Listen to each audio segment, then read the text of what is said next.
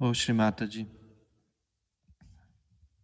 Shri Adi Shakti, you who are the will of God, you who are the power of God, Mother of all beings, we bow to you.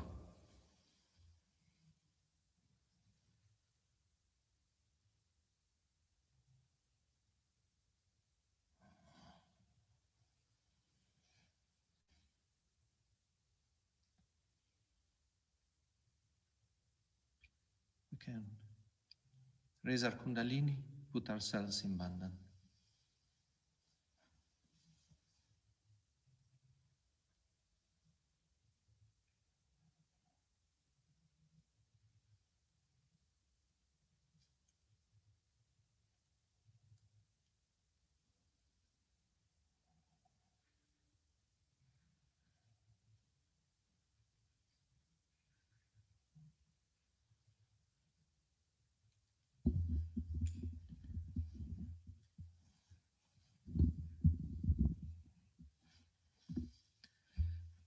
We can take our attention to our Muladhara chakra. Take our right hand toward the Mother Earth. And we pray to Sri Ganesha. Sri Ganesha, you are innocence, you are purity. You are the one who supports, sustains our Kundalini. You are the one who supports and sustains our Sahaja family. You are the one who supports and sustains the whole world. Please give us the auspiciousness. Please allow us, with all our actions, all our thoughts, all our words, to please always, every moment, our Divine Mother, Shri Mataji.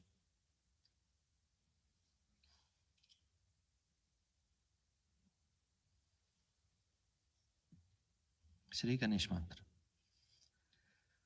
Om Tvameva Sakshat Shri Ganesha Sakshat Shri Adi Shakti Mataji Shri Nirmala Devi Namo Namaha.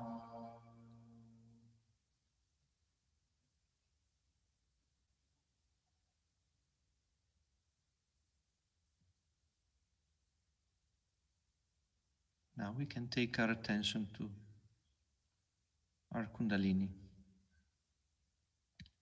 And within us we can bow to her. We bow to the pure power of Shri Mataji within us.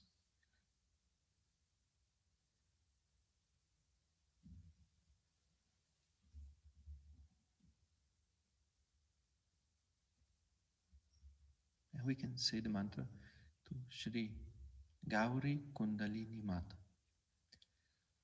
Om Tvameva Sakshat Shri Gauri Kundalini Mata Sakshat Shri Adi Shakti Mataji Shri Nirmala Devi Namo Namaha.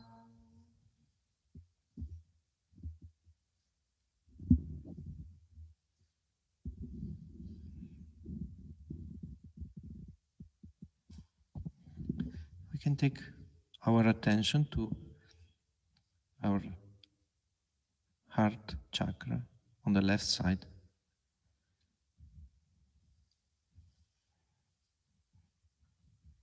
Shri Mataji, please allow us to worship your holy lotus feet in our heart. Please come in our heart and enlighten our heart so that we may become pure channel of your divine love, of your divine power.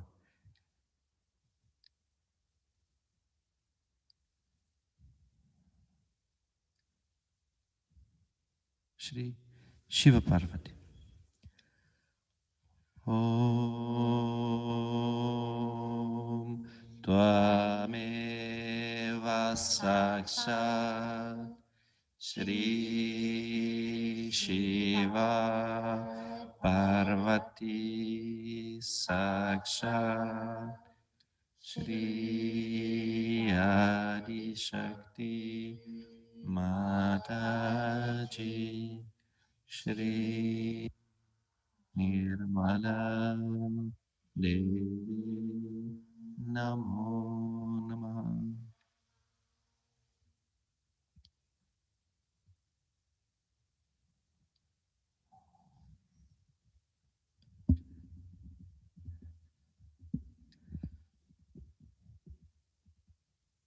And now we come to our Sasrara. And once again we bow at Shri Mataji's lotus feet in our Sasrara.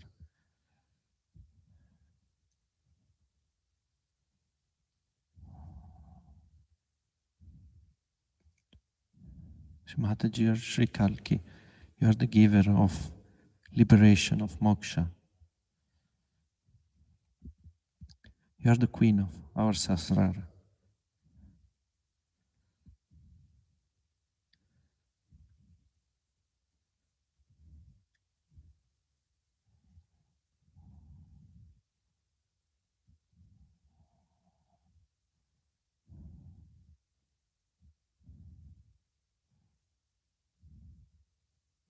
We can say the third mantra of the Sasrara.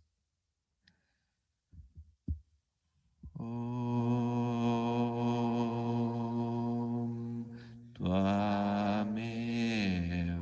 Sakshat Shri Kalaki Sakshat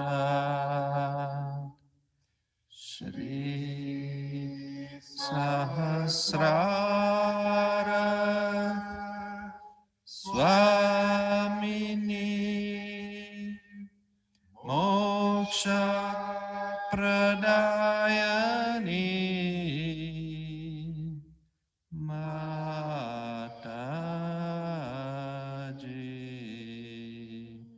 Shri Nirmala Devi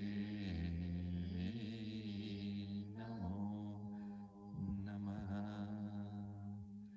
Shri Nirmala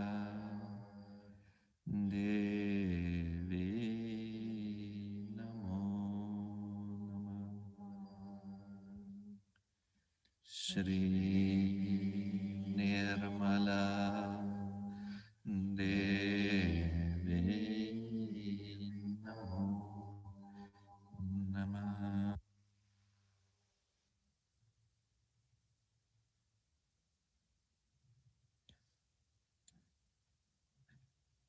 Jai Shri Mataji. Jai Shri Mataji.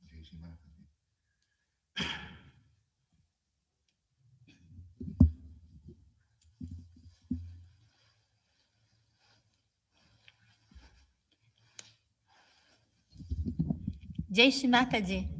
And it is a joy for us to welcome everyone, all our dear family, here at Mother Lotus Feet, where everything starts, where everything ends, in this new beginning for for new beginning for many of you and us, as we are all one. And it is a really great fulfillment from our hearts to be able to welcome you from here, from Mother's house. And tonight's event is particularly auspicious and dear to our hearts, all of us here tonight who have had the blessings of being married at Sri Mataji's lotus feet. Sahaja Yoga is a journey, and on that journey we have been blessed with our partners in life, and that spiritual journey can be shared joyfully. And joy is one of the great fruits of a Sahaja Yoga marriage, but there is a profound significance to it, spiritual significance that we will find out more about this evening from Uncle Nalgirkar, Marco Arciglio, who are on the marriage committee. And there will be many surprises. The story will be told by brothers and sisters from all over the world who have been married in Sahaja Yoga, and they will share their insights, and we will be able to find out more about this dimension of Sahaj life. Yes, absolutely. It's a journey, and it's an appointment that was very much desired from the IMC to share the joy of this union, to understand the bigger vision of these unions, this energy that they come together at Mother's Lotus Feet.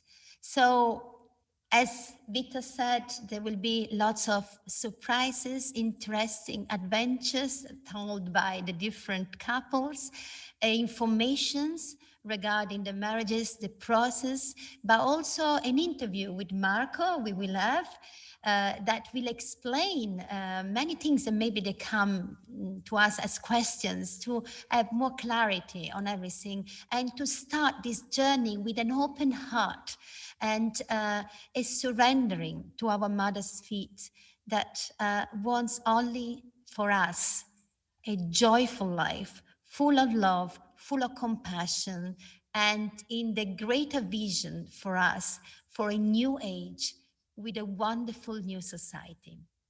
That now we would like to start, and we always start by praising Sri Ganesha, because the auspiciousness and the innocence and comes from Sri Ganesha. And we will begin with some shlokas, which are sung by Tanya and Anurita about the fragrance of the Muladhara in poetic and musical form.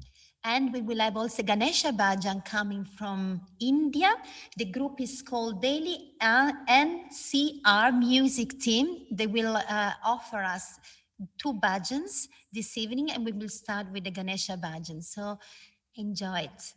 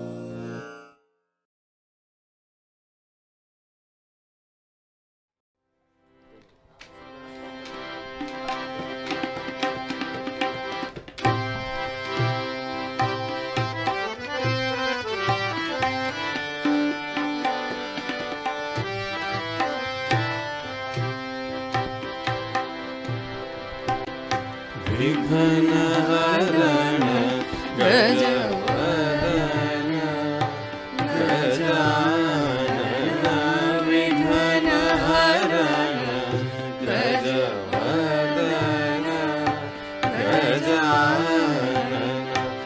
करहु कृपा मों पे, हे शिव नंदन विघ्न हरण गजवदन गजानन विघ्न हरण गजवदन गजानन।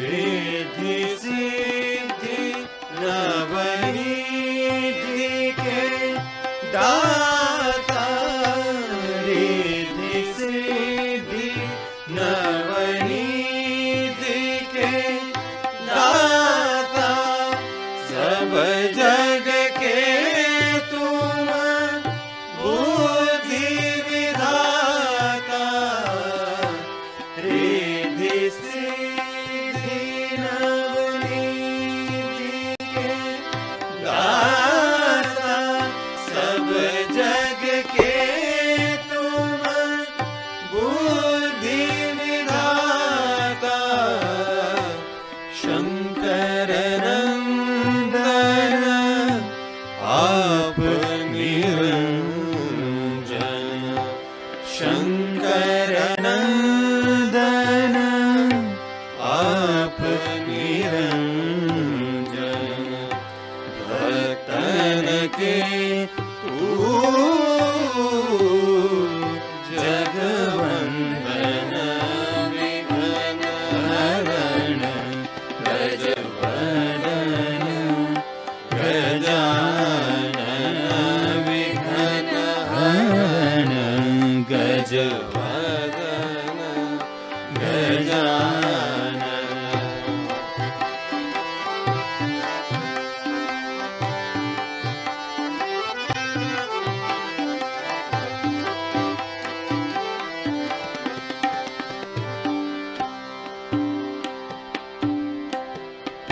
मागत योगी जन कर जोड़े, मागत योगी जन कर जोड़े, बस ही श्री माता जी मानस मोरे, मागत योगी जन कर जोरे, बस ही श्री माता जी मानस मोरे, निर्मल नंदन सब योगी जन, निर्मल नंदन सब योगी जन, चरणों में है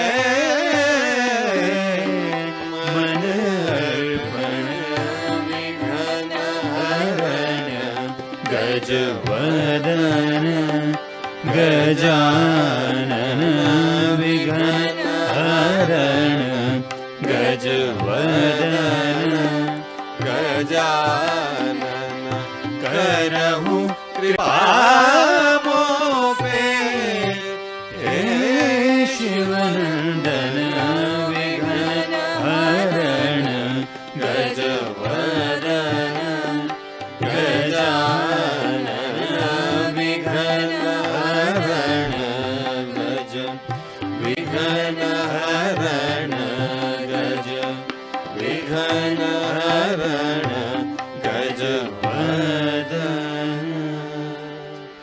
Gajanan.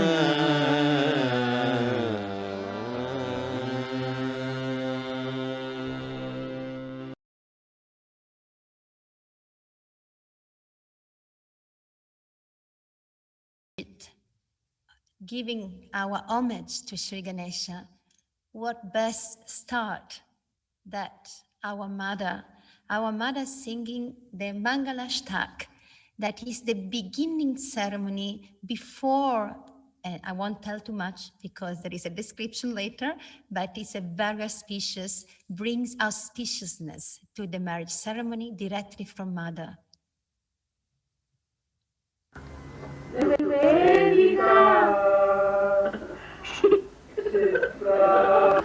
Ganga Saraswati Yamuna Godavari Narmada Kaveri Sarayu Mahendra Sharvangati Vedika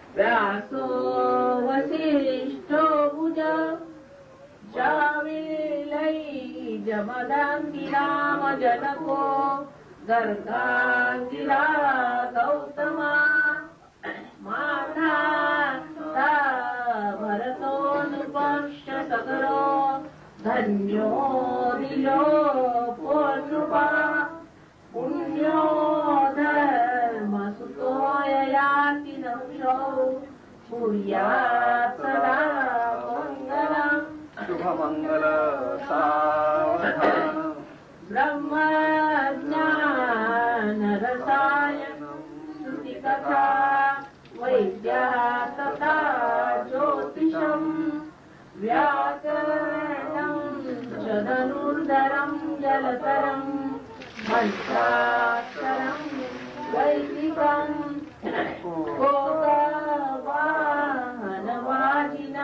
नटनुतं सम्बोधनं चातुरी विद्यानाम चतुर्दश प्रतिदिनं कुर्यात् सदा मङ्गलं शुभमङ्गल सावधान शुभमङ्गल सावधान शुभमङ्गल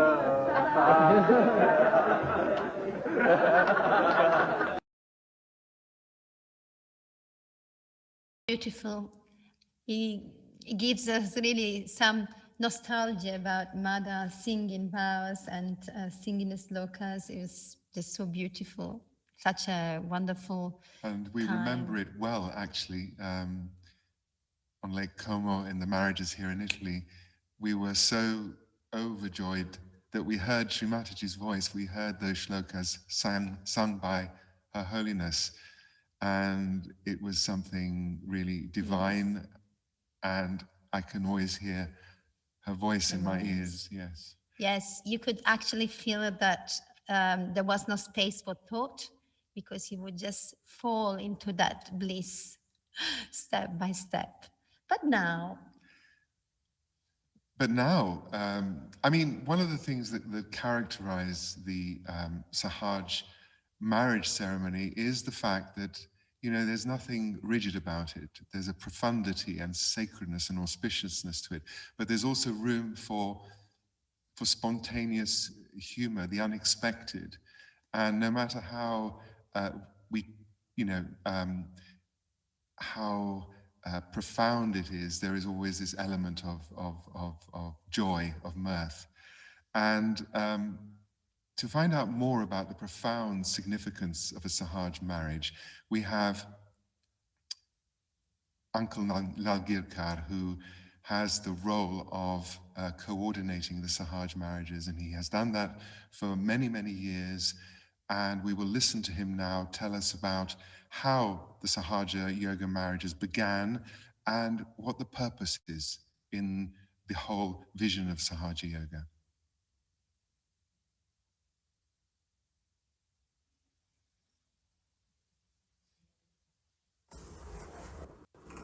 Jai Shri Mataji. This is about Sahaja Marriages Testimonies program, 22nd May. In the beginning, let us understand Sahaja Yoga is creation of Adishakti herself. And the basic purpose of Sahaja Yoga is spiritual ascent of all human beings. Also transformation and salvation of the whole world.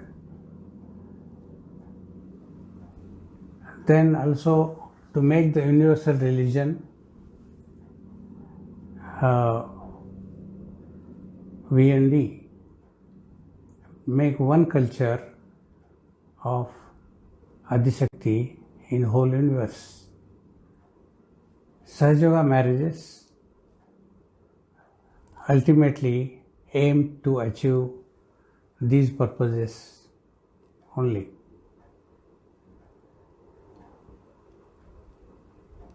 Every Sahajugi or Sahajugini should marry in Sahaja Yoga.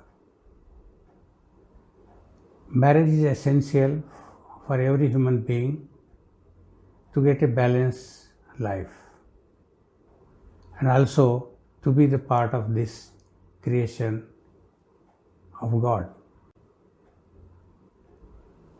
Also in Sahaja Yoga, the many realized souls are waiting for rebirth. So to give birth to such souls, and the couple will work together for Sahaja Yoga. The couple will facilitate each other, the spiritual ascent together. And if they are coming from different culture, they will choose the best of all for which will help a better spiritual ascent. So, for every Sahajogi and Sahajogini to marry in Sahaja Yoga, it helps for their spiritual ascent and also to do the Sahaja Yoga work together. Whether in Sahaja Yoga or outside Sahaja Yoga, the married couple, anyway, they should lead a very joyful, happy life together, for which they have to understand each other, they have to accommodate each other,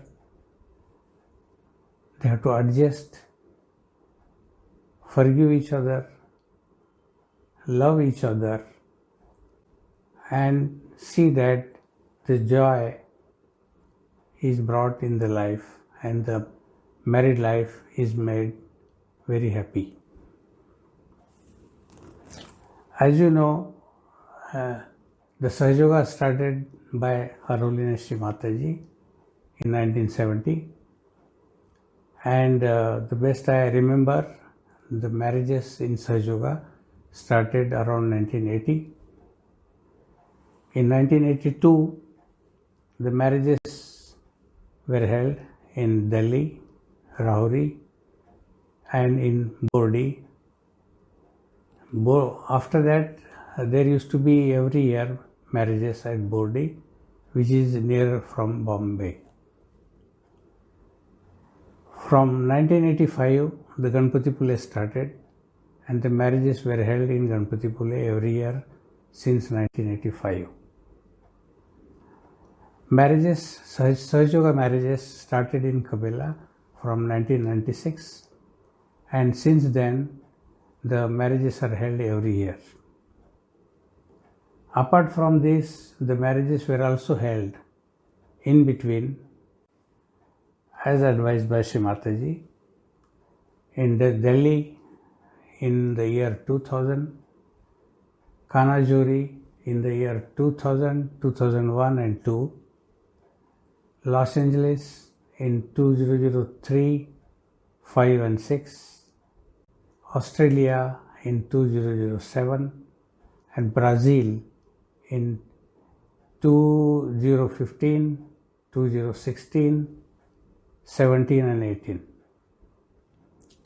Also, the marriages were held at different times in Russia, but IMC was not involved.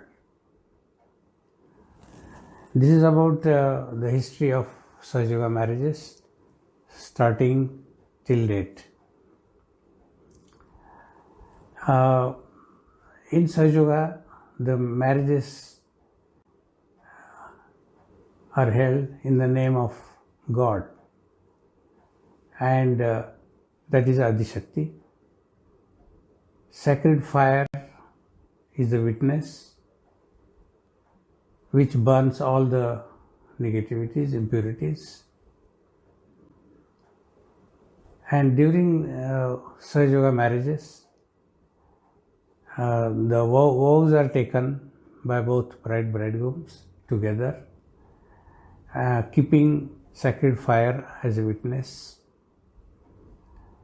While taking each vows, they go around the fire, what we call as circumambulation around the fire, and take each vows like this.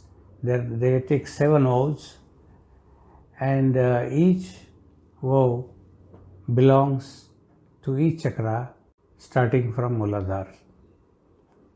So the vows are nothing but how we should lead a life, Sahaj married life together happily and successfully, and also achieve the spiritual ascent.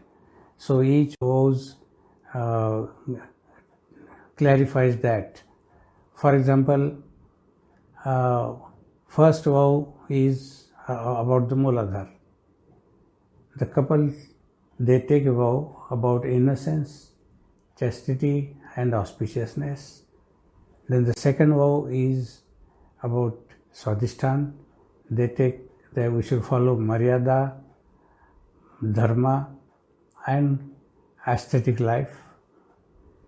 Then next is about Nabhi, where they say that all wealth belongs to God and we get as a blessings, and we should nourish the Mahalakshmi principle. Then it is about the Anahat Chakra, where they say that we will stand by each other, we will love each other and forget the past. Then the Vishuddhi, where they say that divine sweetness to be followed in our life, and also use a sweet language. The next is Ajna Chakra, where they say that we should forgive each other and we should have a pure eyes. As the Lord Christ said, thou shalt not have adulterous eyes.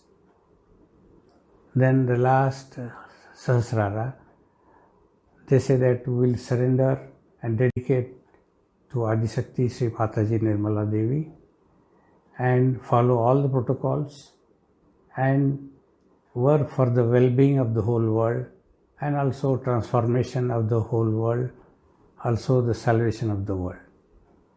Now these are the vows corresponding to each chakra. So I really Jai Shri Mataji, this is about Mangalashtak, hymns of auspiciousness. This is the first ceremony in the marriage pandal. As soon as the bride and the groom arrive in the pandal for marriage ceremony, they stand in front of each other with a white curtain in between called antarpat, that is a cloth creating gap between bride and groom in front of Shri Mataji. Hymns of auspiciousness are recited by all, led by one or two. There are 8 stanzas of these hymns. First 7 stanzas belong to 7 chakras with the properties, and the 8th declaring the readiness for marriage with the blessings of Adi Shakti. The separating cloth antarpat is dropped at the end of the 8th stanza, and the couple garland each other. They then sit near Havana to start the further ceremony. Jai Shri Mataji.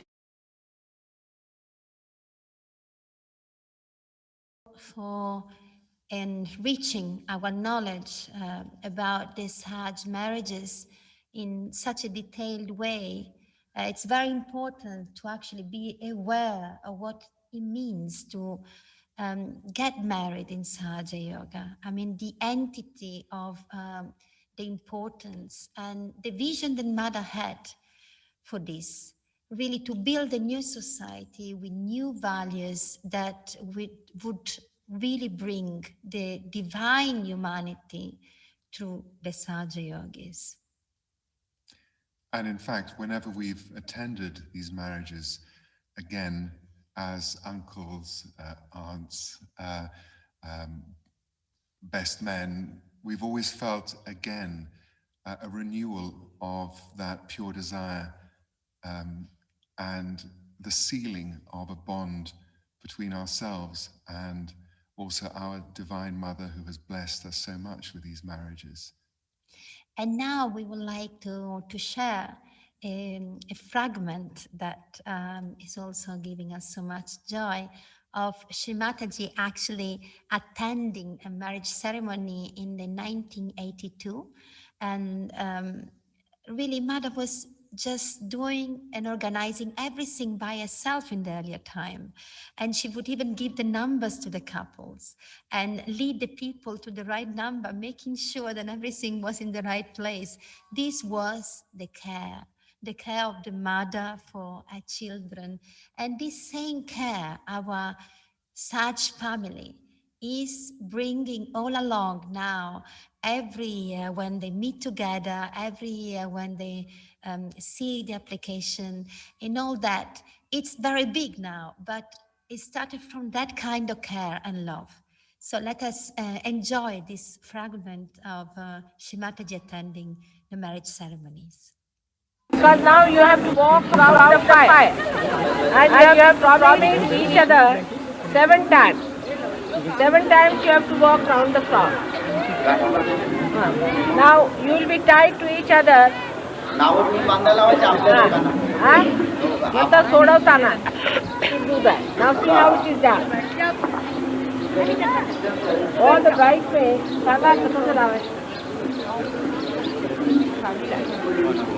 उलून जाते शेल्याला बांधा मुलींच्या शेल्याला बांधा पुरुषांच्या शेल्याला ते त्याला ऐकायला नाही येत तुम्ही जरा जवळ घ्या नीटपणे बोला The bridegroom says, if I find you lacking in Sahaja Yoga practice and any of its work, I will caution you. In that case, you should not be offended. If I make any mistake, you should help me and save me from falling from failure. But you should forgive me if I do any mistakes, and if you do any mistakes, I will forgive. You should forgive me if I make any mistake, and if you make any mistake, I will forgive. And we should start it again. No, okay.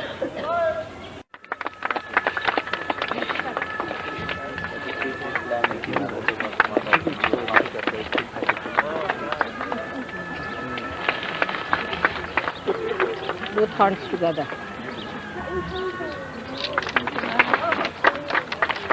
Very nice thing. Thank you very much.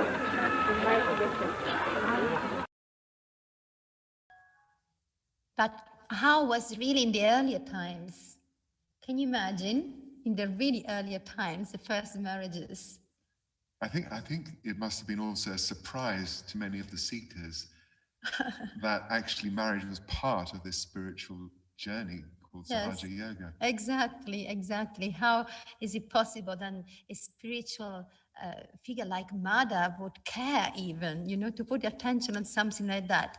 And in fact, she put so much love. We keep repeating because love is the main component of this section of Sahaja Yoga. Really, there is something where you can put so much love, is this union of souls, this union of Sahaja Yogis, first of all. And a way of uniting the world, of course, because yogis from all over the world, different backgrounds, coming together in one place to unite in this sacred union. And it's a way of bringing the world together and, of course, creating a world Sangha. Yes, and we would like to start now with the testimonies of the earlier Sahaja Yogis that they lived through, that is to the earlier times with Shrimataji. And our first testimonial is our dear Catherine de Kalbermatten from Switzerland. And she's a super dear auntie, a super dear, wonderful person, and she will share her experience, her journey with us. Catherine de Kalbermatten will follow after that. Other yogis then got married in this earlier time, and we'll see Ruth and Kingsley and Abdut and Anuradha sharing for us and for you their beautiful stories. Good evening, everyone. Jai Shrimataji. The marriage committee asked me if I could, in a short way, which I will try, to recapitulate the experiences we had over our 40 years life in Sahaja Yoga about marriage. Myself, I got married 1st of January 81 in India, after Shrimataji had matched us in October after a puja in Switzerland. From there on, following my husband, we lived in several countries, and where it was most relevant in this regard was our stay of 4 years in Austria. In 82, we moved there Shri Mataji came in September 82 for giving the first program. And from there on, we had programs 2-3 times a week, plus programs at home. So it was our chance and privilege to get to know these people very closely, as we were like a family, a group. And after a year, more or less, the first were ready to apply for marriage. And they were off to fly to India to go and put their name down. So of course, it is a beautiful thing to get married, but it is not something you do like, oh, let me see what comes my way. And what we were trying to tell the people is that the marriage actually starts with which attitude of surrender, acceptance. They fill in the forms. Because already there, the vibration of the applicant are put down so that Shri Mataji will see who this person is, what is her spiritual or his spiritual understanding of the process. And then we were also having fun. Most of the time we had a cup of tea, we were teasing each other, but not forgetting the seriousness of the event, because it's not something you do lightly. It is, getting married is life-changing. Especially then if you have cross-cultural marriages, in the sense that you have to let go of a lot. You have to learn a lot. You have a tremendous possibility of growth, of fun, of partnership evolving, of merriment, of complicity. But I don't think on this earth there is one couple that exists whereby it is in or out of Sahaja Yoga who doesn't face difficulties at one point. We had our marriage in India, which lasted a full day. And you have to know that at that time, I hardly understood English. I learned English by listening to Shri Mataji's tape, so my English was extremely poor. So there were many things which flew completely above my head. But it was, I mean, we were like on a cushion carried by vibration and the whole ceremony.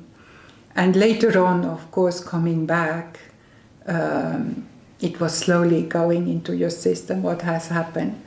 And if you want, in the sense that both of us were Swiss, similar family background, it didn't spare us from having a lot of negativities to also work out. At that time, being meditating was not yet like mainstream like you have it today. So that was one difficulty. Then both of us, we have a similar background. Both we were Catholics from fairly Catholic backgrounds. So our systems, definitely mine in the left side, was very loaded by it all. And Shri Mataji was really working at it, working through it to also raise our awareness. What we have to know in the context of that time, which is very different today, we were discovering what Shri Mataji wanted to teach us as knowledge as we were going. It's not that we could say, this is it, this is that. So Shri Mataji really was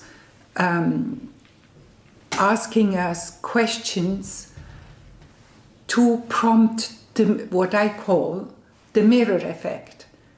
when she was saying, how is your father, for example, it was, yeah, what is my relationship to my father?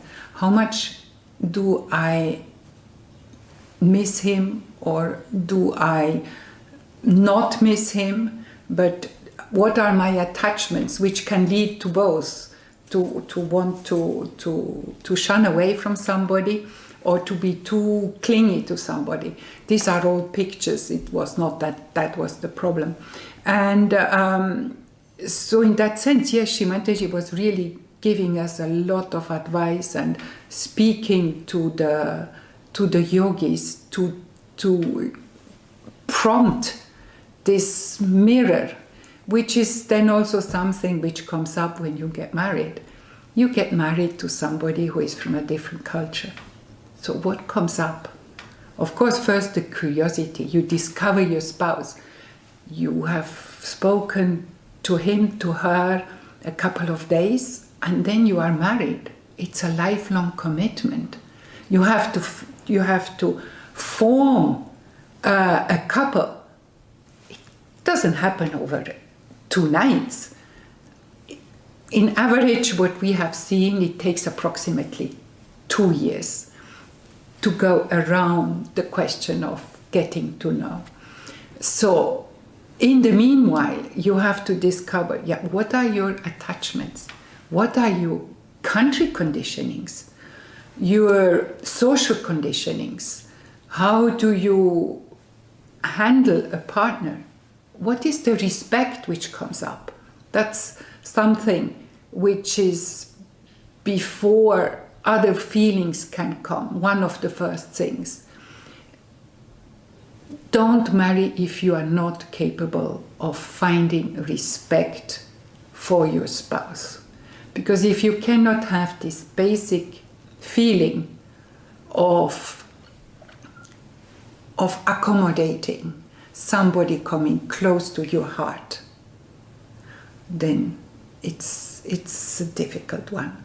But on the other hand, we have seen that couples were matched by Shimataji more or less in the last minutes, hours before the ceremony would start, and they had no common language, and they hit it off and were happy. They are still now happy married people. So language is surely a barrier, but doesn't need to be. We have to find that link, which is, of course, our common relationship to the divine, to Shimataji, with our desire to grow. But growth is not only tapas. We have to get away from this idea that I want to marry so that I grow, and it is serious. It should be serious at times, but it's also a lot of fun, of enjoyment. My husband used an image which he was saying, if you are by the seaside or by a river, you see the water flow, and you can stay there for hours, days, again and again, and every time it's different. It's the same thing, it's water flowing, but every day you have different light, a different atmosphere. So this is, a little bit what marriage should be. It should be alive with your difficulties, but then also establish communication. That in relationship with your spouse, and then also if you have cross-cultural weddings, you have to find the common language, because all the unspoken language which comes with communication has to be recoded with somebody who doesn't know the same body language with whom you are married. So this is what we were also speaking about, so that they could, envision for themselves, are they ready or not?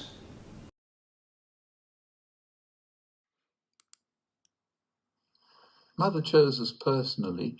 We met in India, and we'd never met before. We hadn't known each other, and probably found each other quite strange. In fact, by normal human attraction, we would not have got together. There's no doubt of that. But we surrender, and the attraction grows in time, because the common ground we have is Sahaja Yoga, sharing the most important things. And the most important thing in any marriage, of course, is companionship for life and friendship. Mother puts together not two people, but two Sahaja Yogis. So that's the thing to be most enjoyed. It's a cocktail of complementarity or not so much similarity. And sometimes marriage is difficult, probably much more for the girls than it is for the boys. But the children born from it are marvelous, and usually genetically very strong because of the cross-cultural combinations, which can be difficult at first, but very enjoyable over time. And we learn from this. Sri Mataji wants us to take our own responsibility for our marriages. After a while, we cannot blame our marriage on her or on the marriage committee. This is very important. I learned that lesson in a very clear way.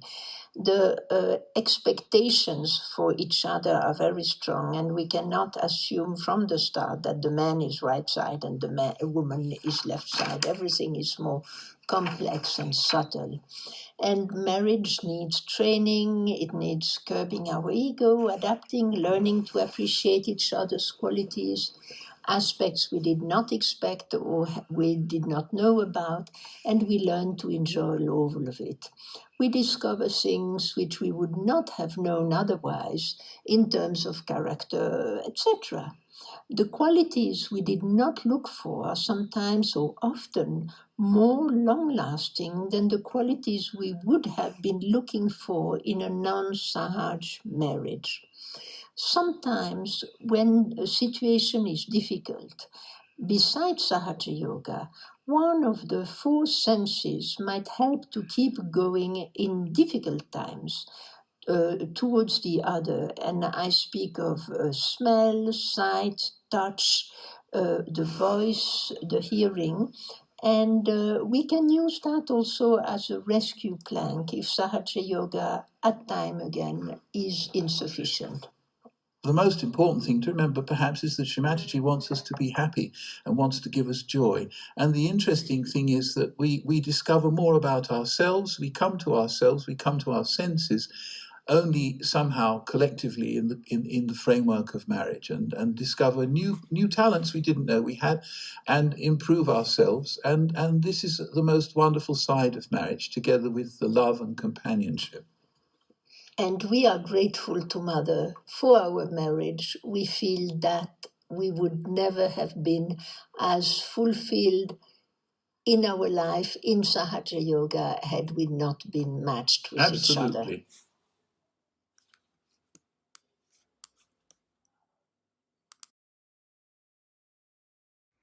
Hello, Jai Mataji. I am Anuradha Pai from France.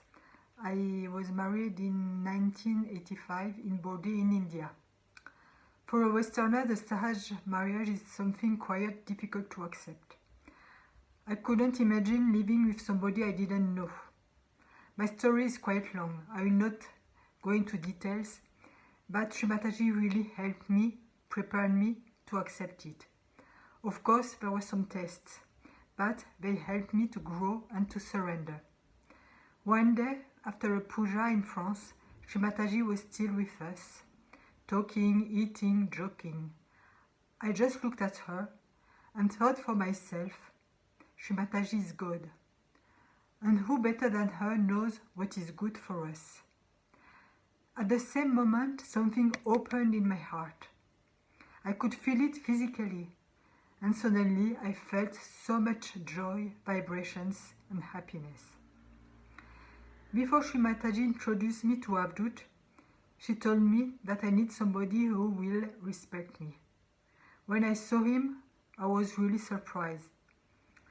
I never thought to marry an Indian. So once more, I completely surrendered to her. Avdut is really the person I needed. We are very complementary. we have respect for each other. Years after years, our relationships has deepened now since 36 years.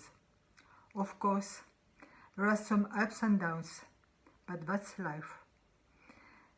Thank you, Shri Mataji. Jai Shri Mataji. Hello, Jai Shri Mataji. I'm Avdut Pai from Mumbai, and now, as you heard, got married in Board in 1985 and came to France immediately in May. I had some very beautiful experiences. I saw the first marriage, Sahaja Marriage, in 78, and even before that, Shri Mataji had told, I will start getting yogis married, and I for one was very surprised. I didn't know how it will happen. But she has got a very long vision. And then when I got married, Shri Mataji had suggested me her name. I was completely thoughtless. And then when I got married and came to France, for me it was a very different planet. I never imagined to get married to a French for the language and for other reasons. But I knew that Shri Mataji has chosen me the best, what is good for my evolution. And the biggest test was the surrender. Always in many circumstances, always the test is the surrender. For the young ones who have not seen Shri Mataji or who have not been with Shri Mataji, just one advice I would like to give.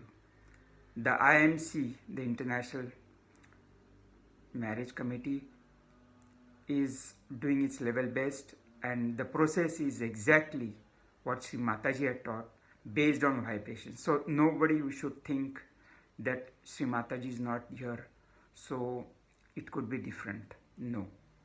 The only thing is we have to surrender every time and always keep the spiritual evolution above everything else.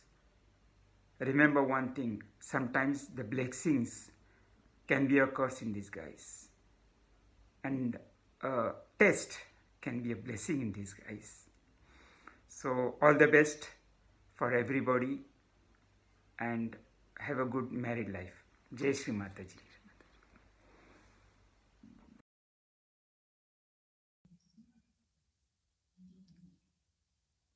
So beautiful.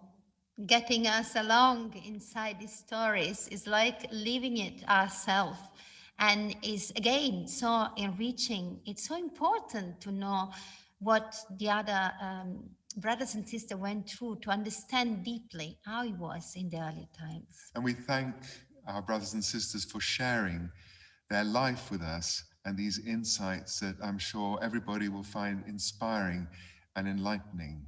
And of course, the marriage ceremony, of course, is sacred, but there is a place, a very important place for music in all aspects of it.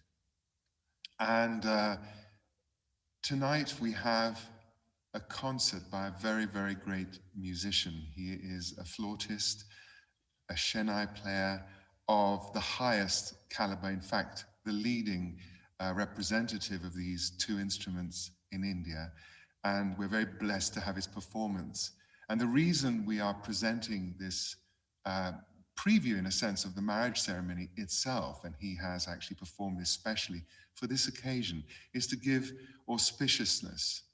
The Chennai is an instrument that is ever present in all social occasions in India.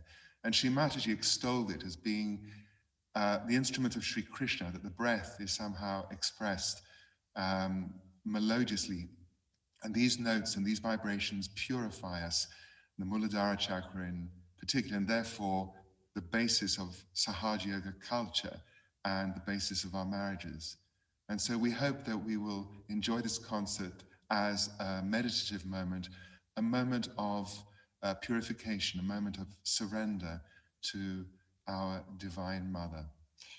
And again, to thank Pandit Rajendra Prasanna for giving us this beautiful concert and contribution to the evening. Especially for it.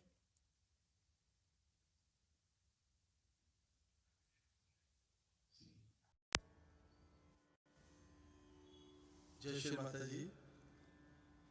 राग मारू Bihar.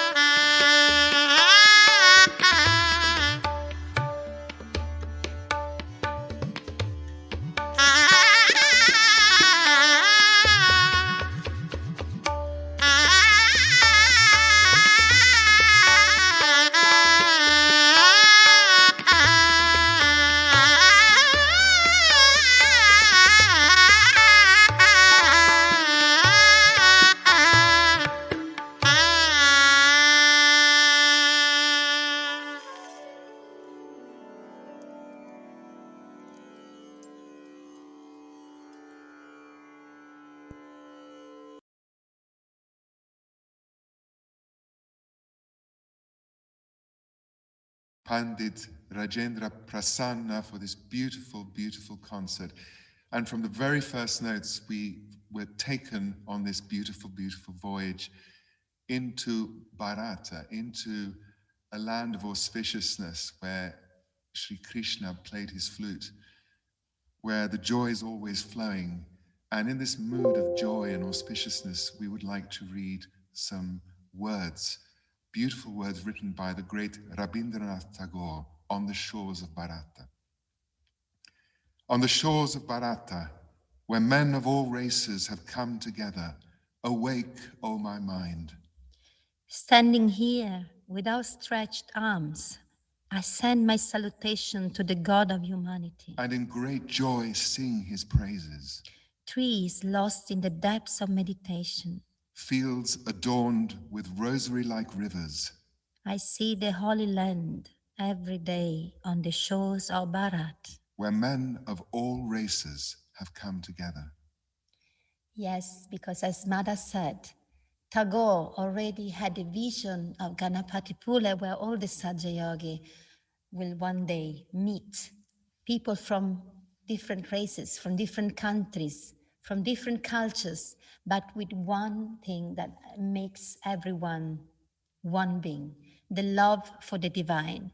And the love for the divine is what we can see in this video, where we can see the different couples in Ganapatipules and the preparation. There were the marriages of the 1999. Yes. And it is really something wonderful to feel the atmosphere that it was created there, and very particular vibration that they are created in these kind of events.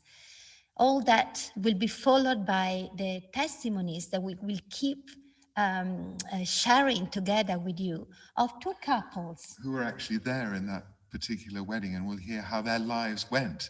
Yes. How the story continued, and amidst all that beautiful perfume, those scents, those colors, that dynamism and exuberance and joy, which is Sahaja Yoga, and nothing more celebrates that in all its forms than a Sahaj marriage. But the interesting thing is that magic, that fragrance, that beauty continuing after a long time? This is what we will see after with the testimonies of these couples. So please enjoy it.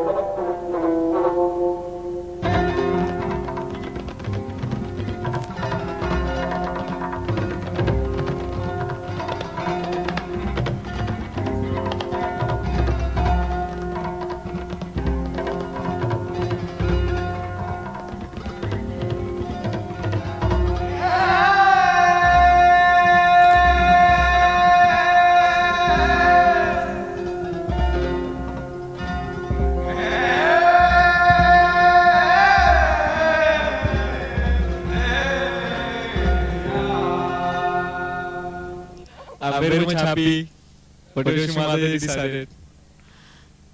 And melody is beautiful, as you can see. We are very much happy. I'm feeling very much happy myself from your side. Also, I was not knowing that I'm going to marry this year. It was a shock for me, a sweet shock. I mean, it's just been amazing, one miracle after another, you know.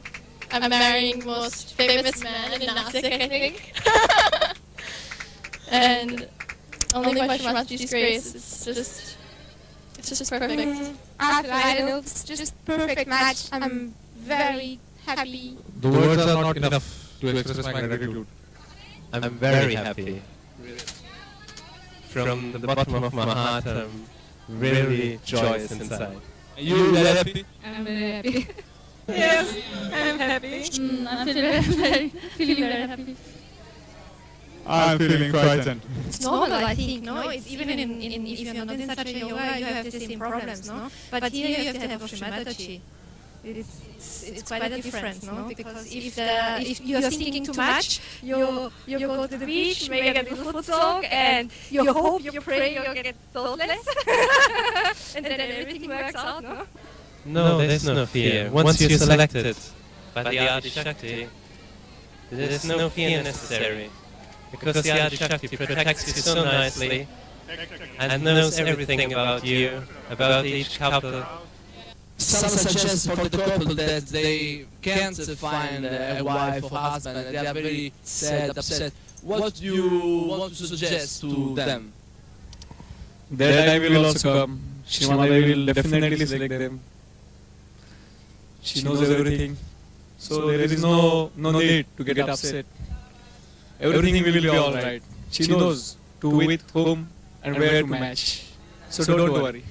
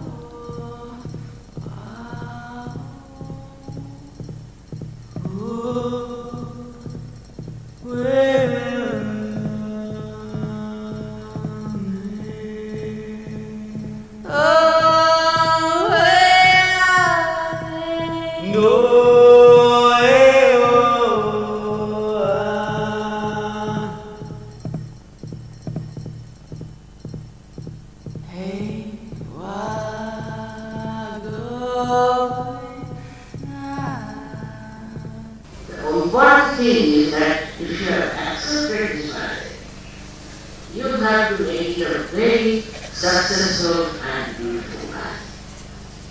As I have told you, that women are for the preservation of family, of the country, and preservation of all the value system of self. For that, we should be prepared. You may have to be sometimes hurt, sometimes people might say things to you which you may not like. But you have to be very wise about it. Only the wisdom that can do that you are responsible for building a good married life. And once you know that, you will understand the importance of your being married in yourself. Now, you have become part and parcel of the ocean. And in the ocean, whatever is the way, you have to be there. And this collective understanding there should be no problem on that. We enjoy all the collective, we enjoy all the love that collective comes. I'm sure we will make it. You look very promising to me, and I really bless you from my heart that you become a very good wife in Sahaja. Many God bless.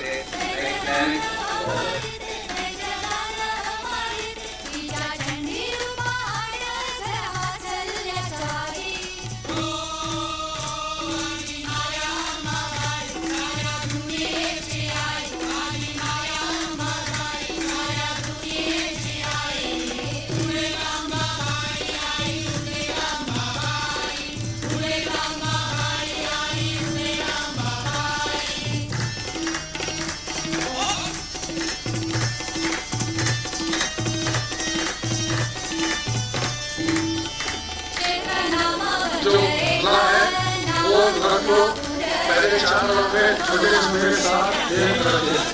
जब एक लक्षणा पूरी होगी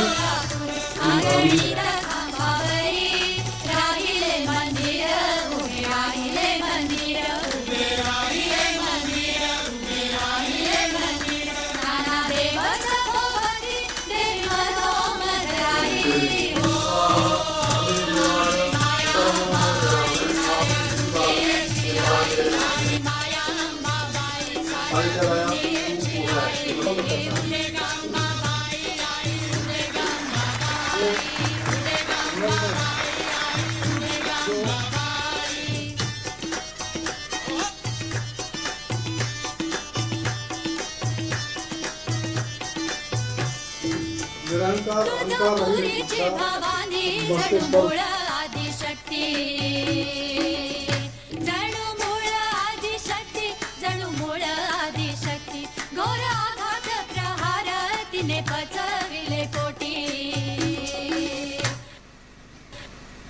I'm overjoyed to see all of you so much enjoying and expressing your feeling about your marriage.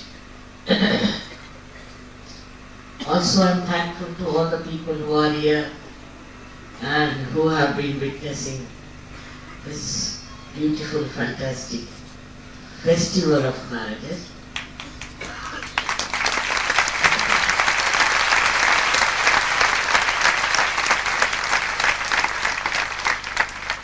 I have to thank all the organizers who have organized it so beautiful, so many marriages without any problem, and all the volunteers who have worked so hard to look after you with very gentle care and instructions.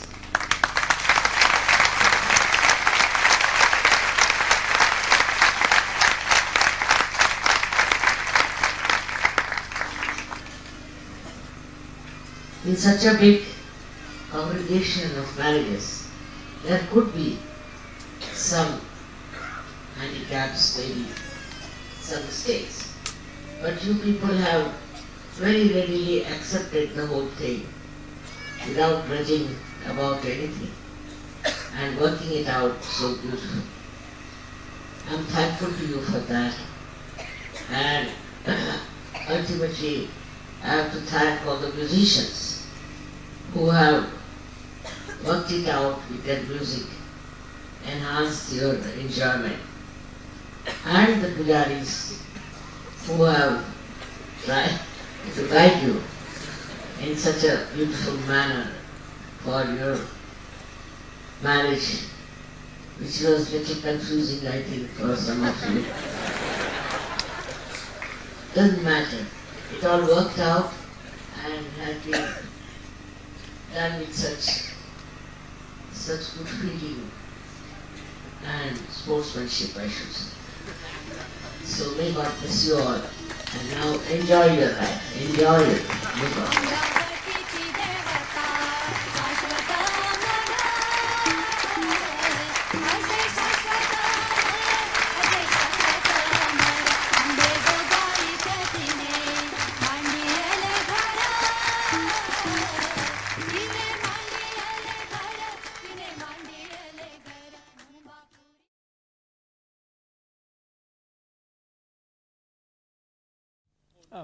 Melanie is beautiful, as you can see.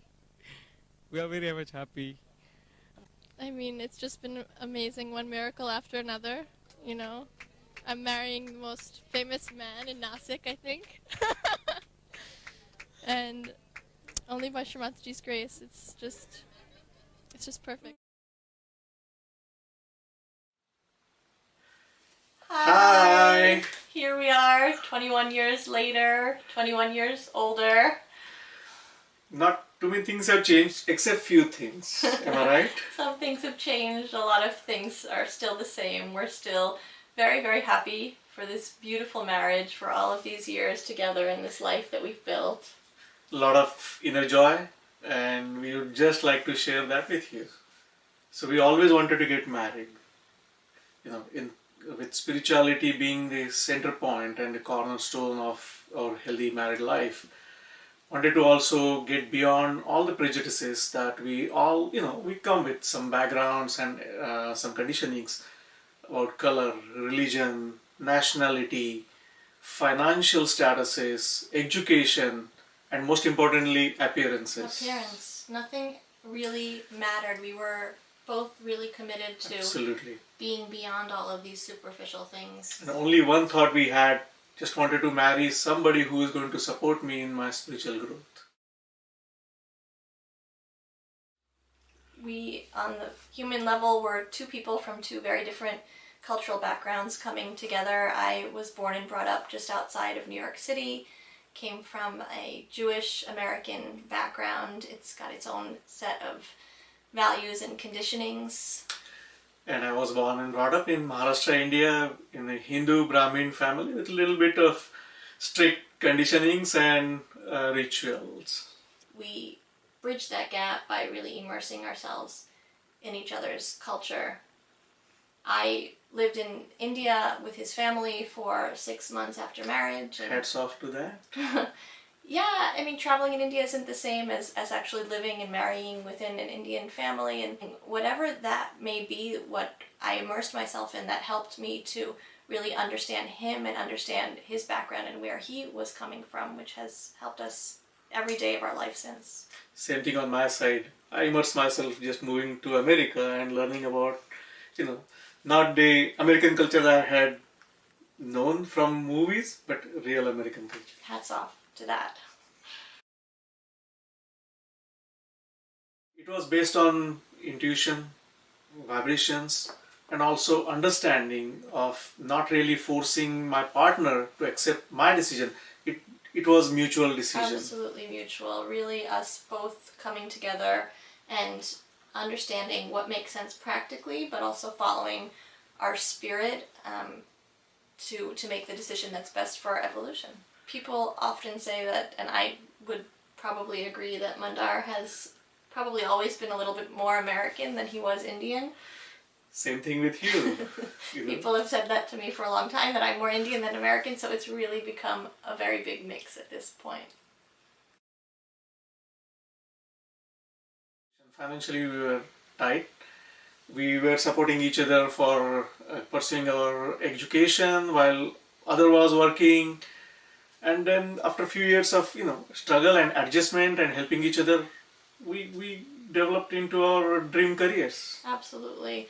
We have 2 teenagers now. They've grown into really beautiful young adults.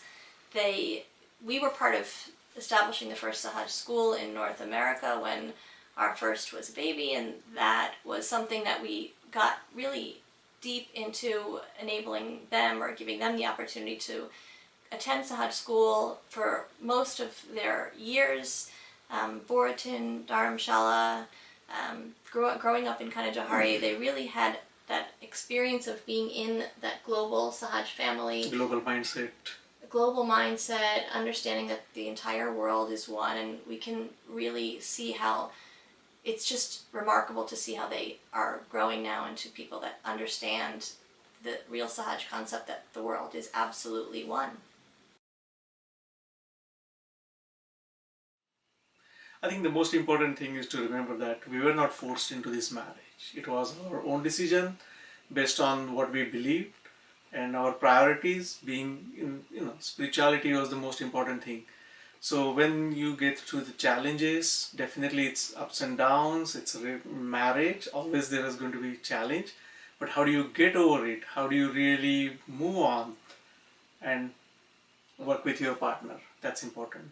Really, we always envisioned this marriage as 2 wheels of a chariot, and so supporting the other side and compromising when necessary to help move forward collectively has really been what has moved us forward in our evolution through this marriage. And really, we just feel so blessed and happy and looking forward to all the days to come. Jai Shri Mataji. Jai Shri Mataji. My name is Dirk from Germany, and for more than 20 years we live in the Frankfurt area. My name is Madhu from India, and we got married in 1999 in Ganpatipule. With the blessings of Shri Mataji, we got 2 beautiful children. Our daughter Nandini is 18 years old and our son Adi is 11 years old. We would like to share our personal experiences before marriage. Actually, 2 months before I offered the marriage form to Mother's Lotus Feet in Germany and surrendered my desire of getting married. Later, I went to learn Indian classical music in Nagpur. And these times before marriage helped me a lot in strengthening my faith towards Shri Mataji. Hence, the process before marriage is like a preparation towards getting married. And indeed, it's worthy to spend more time to improve your inner spiritual state, to work on your inner level of vibrations. From my personal experience, I recommend you cleanse yourself thoroughly in meditation before marriage, as it will help you to improve your faith, wisdom, detachment, and accept the decisions of the divine. I remember our first evening of announcements. I was waiting and waiting and waiting. When all matches got announced and everyone was about to leave, finally, some tall foreigner came up to the stage. I went up to see her and I really felt she is my wife. We bow down together to Shri Mataji and accept each other from the very first moment. I felt very happy inside and I introduced him to my family.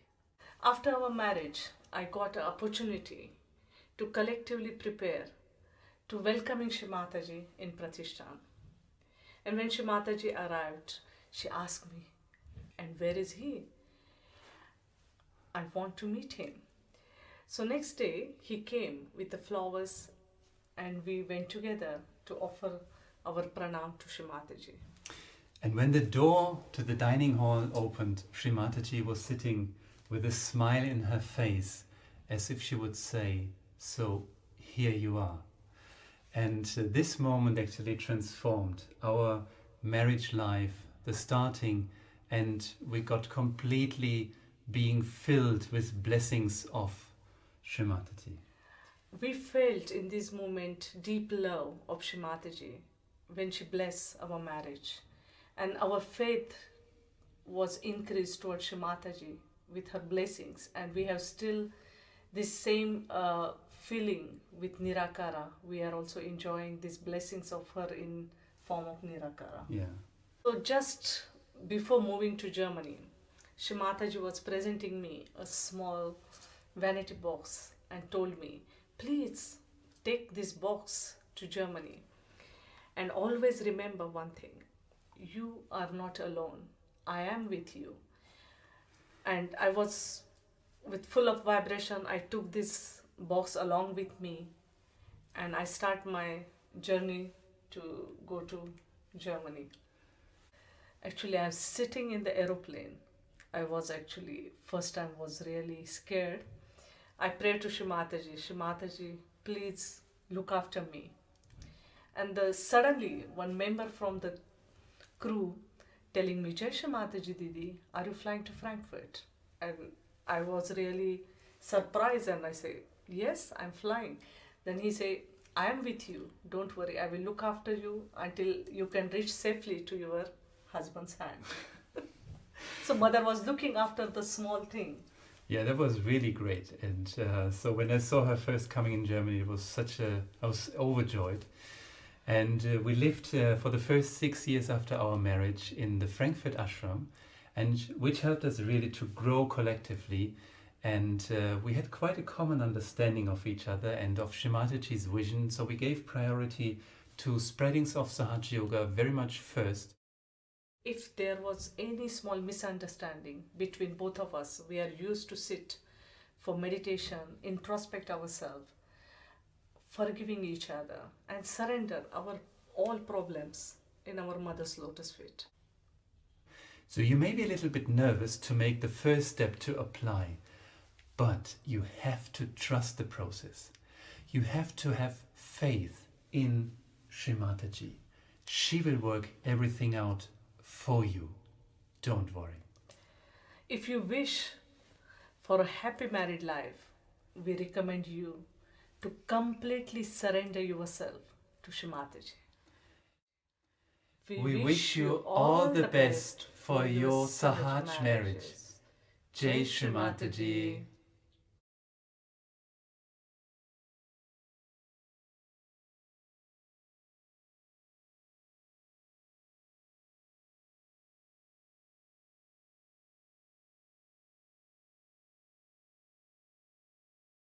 Marvelous video on the shores of Bharata, inspired by Rabindranath Tagore's poem, because it seemed to them at the time that the prophecy was coming true. And apparently, we've just heard online from one of the viewers that 10,000 yogis from all over the world were present in Ganapati Pule for those weddings, which is incredible. Yeah, Incredible.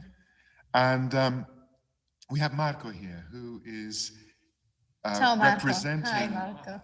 the marriage committee. But I would like to also mention someone who's not actually right now sitting here with us, which is who is Mira, who has made our work such a pleasure tonight, gathering all the material, doing all the research for this. Did a great job. Yeah. And so we thank her very much. And now we turn to Marco, and Yes. I will change persona and role.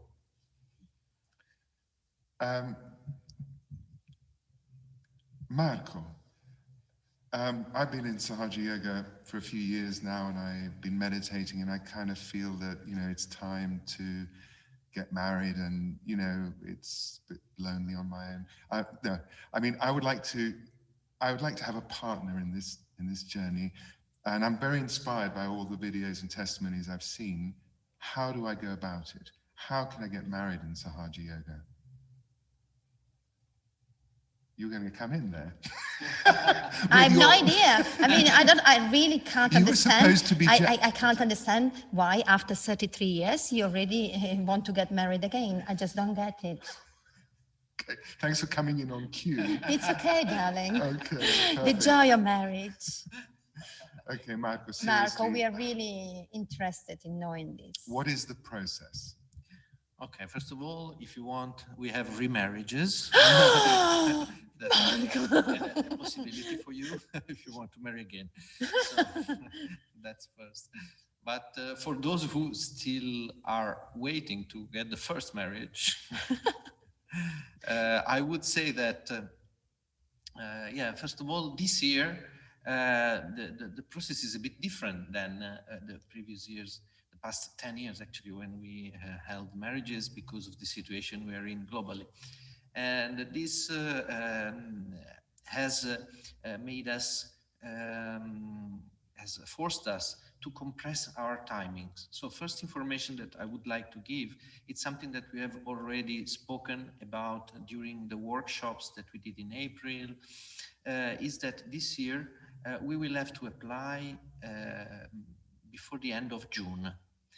That is to give time for us to perform the process in a blended live and digital connection scenario, which is something new for us, and we add a bit of time to the process.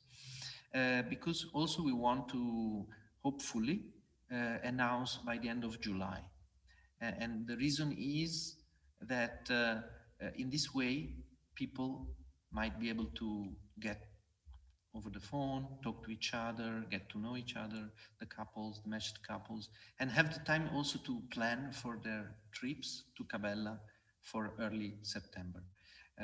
Our goal, if it will be possible given the circumstances, is to hold marriages in September, and people might need to have visas, travel, quarantine, and so on. And so that is the reason why we have to make sure that we get all the applications in time. And but Marco, how do I get ready for this? I mean, I also want to get married, not only him, sorry. And how can I get ready for this happening? Because it's a major thing in my life, and I would like to be ready for that. Yeah, of course, as we always say, first step is to meditate properly. Yes. and look within ourselves, see if we are ready for this important step in our life. And then I would say that if you have the chance to speak with people in your collective who have been married in Sahaj and get also their stories, as we are trying to do today, we have collected stories from all over the world for you to understand what is a Sahaj marriage from the point of view of the people who have married. That also helps to clarify our thoughts. Yes. And see if we are ready mentally, if we are ready in our heart, if our heart is open to accept and surrender to this Sahaj marriage, which is a very big step, a big decision in our life, a big action of surrendering to the vibrations, because the process we follow is a process totally based on Shimataji's teachings and indications. So we not only look at the worldly aspects, because there are some worldly aspects that need to be looked at in relation to the mental, to the background, to the emotional, the physical, let's say, side. But of course, the decision and the actual matching takes place through vibrations, only on the spiritual level. So there is a group of yogis and yoginis who have been nominated by long time ago. I mean, in 2011, when the IMC was created, and that are taking forward this work of taking vibrations and asking Shimataji, what is your will? Should this couple be married? So we test thousands of possible matches that according to worldly standards would be okay, but we test them through the vibrations, and only if we find good vibrations, these matches are announced. And this year, the process might be a bit more difficult also on the side of the applicants, because maybe people cannot travel. In some countries, it is still a very difficult situation with this pandemic. So, but luckily, as we are doing now, we are using these digital tools to meditate together, to have pujas together. And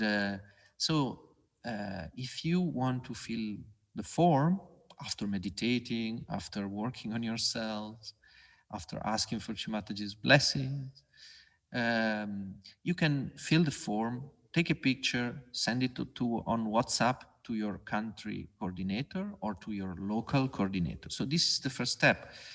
In every country, there is a process that has been put in place to collect the forms from the applicants in the country. So first step, ask your local coordinator or country coordinator about it. You can send it, as again, taking a picture on a mobile if you cannot go in person to your local coordinator, and they will then take care of the rest of the process, and they will send to the IMC all the forms, and then we will start again this process that I talked about.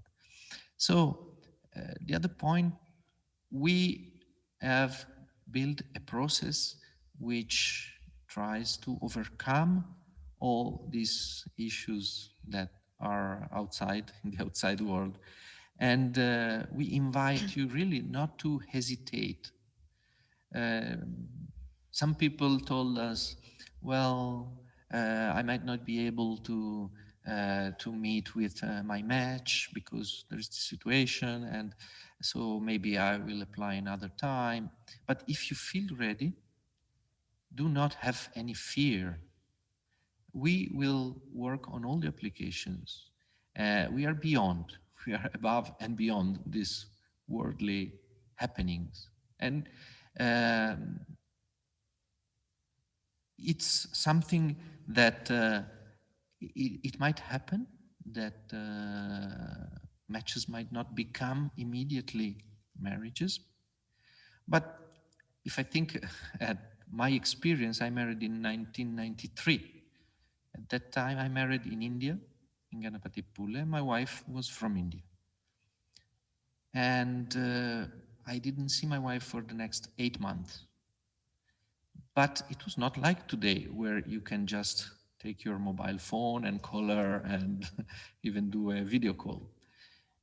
There were not only mobile phone, not even international phones. So we could not even phone to each other unless, you had to take an appointment. But appointment you could take only by letter, and letter would take 15 days to reach. So basically we spent 9 months sending letters to each other without even seeing us or talking to each other. And after 9 months, she came to Italy. So it's something that has happened in the past. So it might happen, of course, but do not fear that if it's not the right moment because of the external circumstances. Try to look inside yourself if you are ready for it. And that is the main thing, I would say. So. Yes, because you see, in the earlier times, we needed a bit less courage, which means mother would just tell you, now you get married. It wasn't like, okay, I have to think about it and I have to feel ready. Mother would just say, you get married now. Or maybe, what's that? They should get married, So mother would just go for it. She would feel inside, this is the moment they have to do it. So she would give us all that courage. Now maybe we need a little bit more, but how to trust that inside of you? If mother inside you is telling, go, now is the moment, you have to trust it, because it's like mother would say to us at that time, she's telling you now inside yourself. So trust that message of mother that is telling you, now is the moment, do it, because it is for your evolution.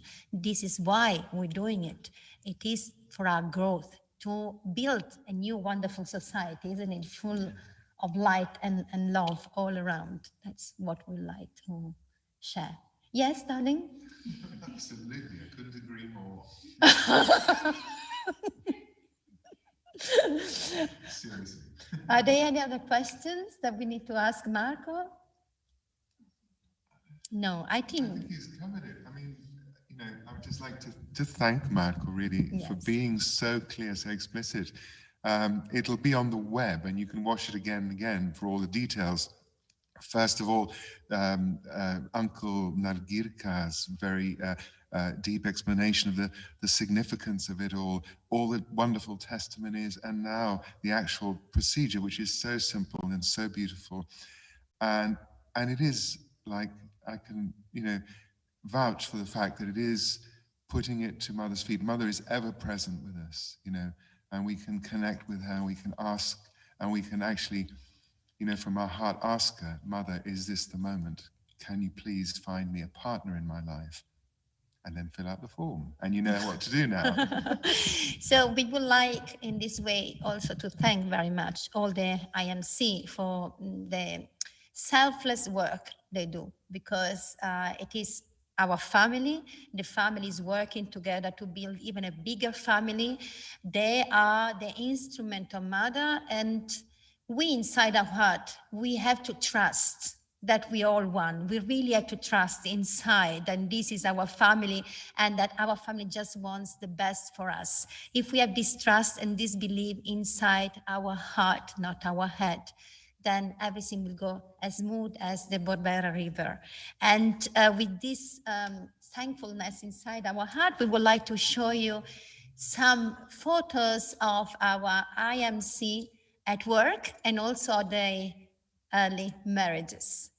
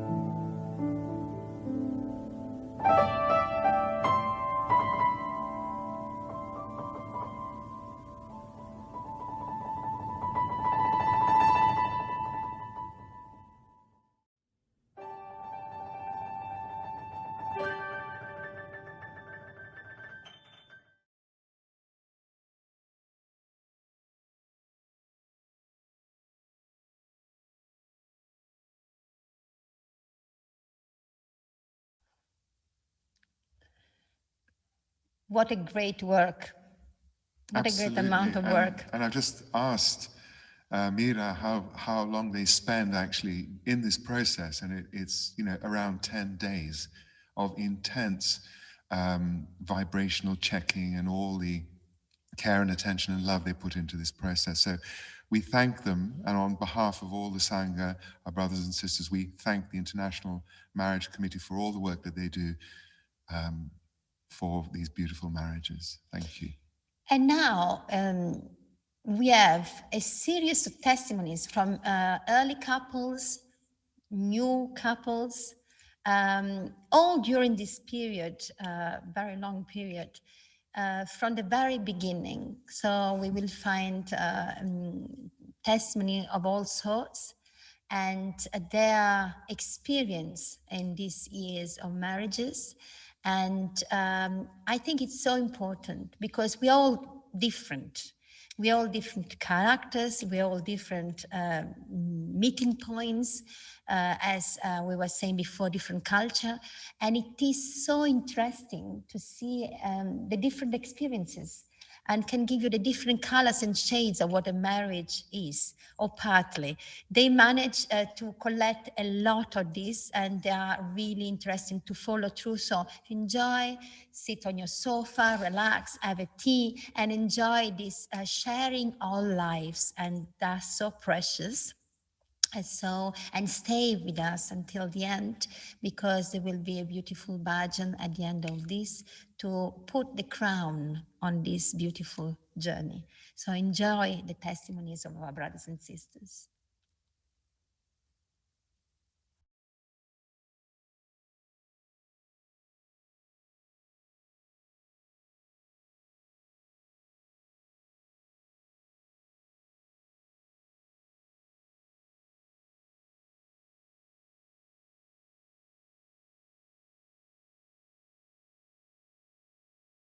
I would say personally, for me, it was always something I knew about growing up in Sahaj, and because I was aware of it, my parents also had a Sahaj marriage. I always felt that there was really no need for me to kind of go on the hunt for a partner, because I was quite secure with the idea that I would have a spiritual connection with my life partner. And actually knowing that there are marriages in Sahaja Yoga was quite a nice security to have growing up as a young adult, because I didn't feel the need to kind of look around. For me, it was natural to apply because both my parents are Sahaja yogis, so I grew up with this idea, and when I felt that it was the moment, I just applied, and quite similar was for Maria. We understand the importance and the beauty of Sahaj marriage. So to sum up, he decided to get married in Sahaj a month before, and I decided to get married 4 years before. I was working in Devi school in this time, and this feeling was just coming to me very strongly, that I would like to have family. Particularly when filling the application form, there is a question, are you willing to change the country? So at that moment, I did pause to think whether I'm ready or not, because I felt maybe I'm very comfortable where I am and not sure if I want to change the country. But these things happen so often that the mind gets played. But then it was the moment when I said, okay, no more questioning. Yes, I'm willing to change the country. And then I had this kind of feeling in my heart that Shrimataji, not that I am making a list of what I want in a yogi as my husband, but just someone who's light-hearted, someone who's surrendered to you would be great to have a quality. And then that's what majorly I remember. when I was going through the process of filling the application form. Cuando yo puse la solicitud para casarme por Sahaja Yoga, ya yo había decidido aceptar todo lo que me tocaría. No me importaba de dónde era, cuál era esa persona, yo lo aceptaría. Yo creo que por eso ya todo ha funcionado en nuestra vida fácilmente, sin tener ningún problema.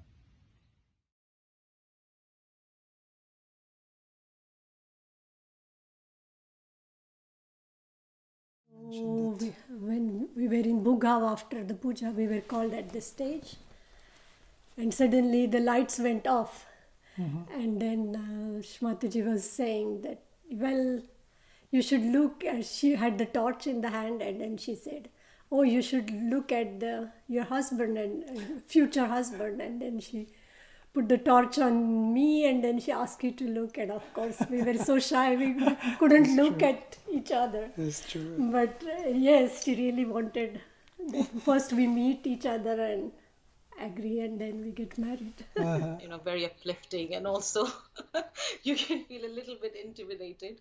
So I went up to the stage, and the first look I had at Francesco, it was like this broad smile with this shining face, like the whole, you know, the atmosphere for me completely changed. I was like this bubble of joy and grace, like walking towards, and I was stunned. And so I went onto the stage and I saw Paolo wearing his beautiful blue kurta, walking on the stage, and he also had this little piercing on his ear. And so I was like, okay, he's an artsy guy, this is cool. And I just knew that as we both bowed down together on that stage at that moment, that I had been gifted someone by Mother, and that really was the feeling I had in my heart. And I just thanked Mother in Namaskar for this moment. And both of us were sort of sitting on the stage with big smiles on our faces. It was a beautiful moment. As you can see, not everyone based on the vibration to choose your spouse. You know what? It's a very, this whole process is really about following your instinct. It was announced. We sat down on the stage, and for me it was so clear that the vibration for me was so strong. That was like a waterfall, and I even looked. I don't know if there is some video shoot from that, if they kept this, but I was even. What is happening here? I thought that there was a hole on the ceiling, and the wind was coming so strong downwards, and I could feel like in a way that was so clear for me, and I was just in that state for days. And the day so she was actually late to arrive in Cabela because her flight was delayed. And she arrived actually right after the puja, or at the very end. So basically we had only a couple of hours to decide if we wanted to get married the following day or not.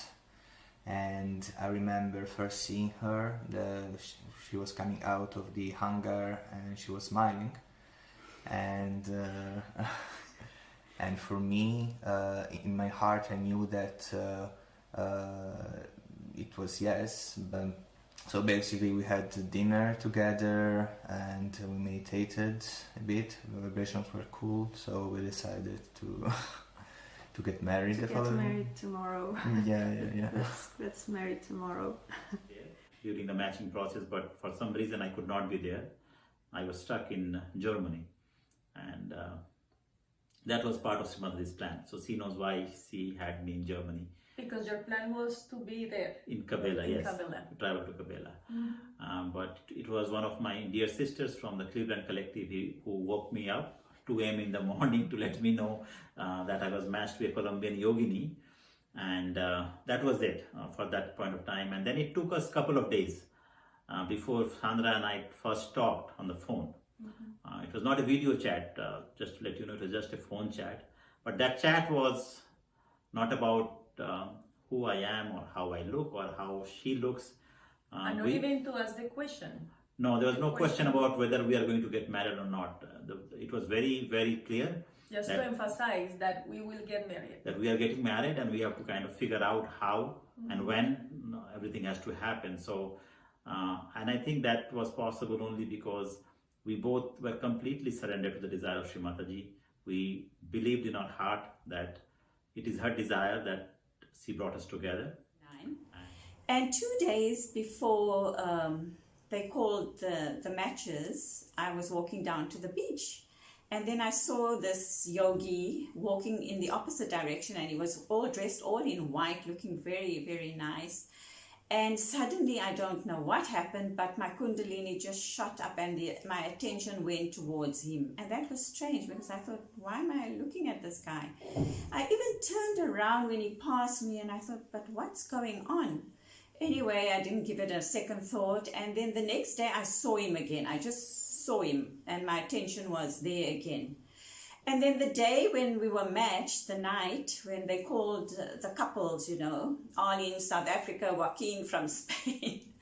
So as I was going up towards the stage, I saw him and I said in my heart, I said, oh, Shri Mataji, I wonder if this is my matched mother, because it was like to see him again. And it was. Mother had matched us. So what I want to say is that the divine knows everything. Even before we were matched, my kundalini recognized my future husband. Remember, it was very funny. I was saying to him, Bana, you know, I was reading this book from this book which Sri Mataji was writing about marriage. Marriage is meant to give joy.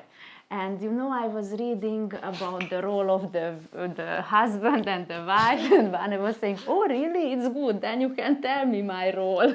So it was very funny, and I was like, oh, damn, nice. Yeah. I have a little bit doubts in the tent in the beginning, but just when I put my feet into the stage, all vanished. And I feel really blissful and thoughtless. And I remember the very first thing I saw Jayashree, I was feeling full of joy. Only came joy, was not coming thoughts. So as I remember it as one of my greatest experiences in those days. So no question, no reaction, just we accepted. Before, when we do namaskar, we say Shri Mataji, we have accepted. We don't have anything things to say no or yes, just accepted. Do you remember we have 3 days to decide yes or not, but we even forgot. Because we say to Shri Mataji yes, so we forgot to ask each other. Viernes, cuando ha sido las presentaciones, porque en día de presentación oficial Yanko todavía no ha llegado un día más tarde y nos hemos encontrado en un hangar, nos hemos conocido y fuimos a hablar un poco de nosotros mismos.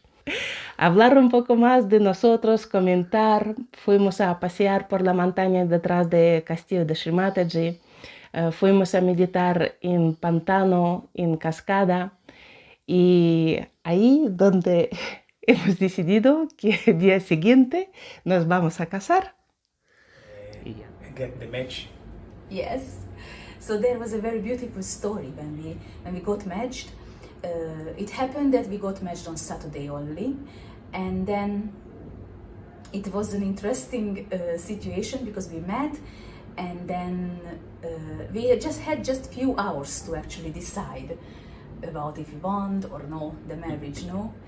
And then I just remembered that one Sahaja Yogini shared with me a story that Shri Mataji told in the past, that the best thing to do when we got matched, just to sit down and meditate together.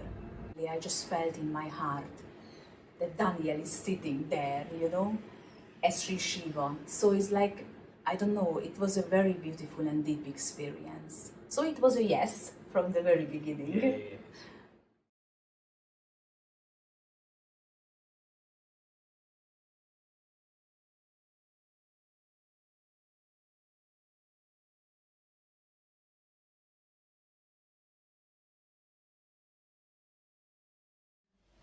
So we first started living in Italy because I needed documents, visa and so on.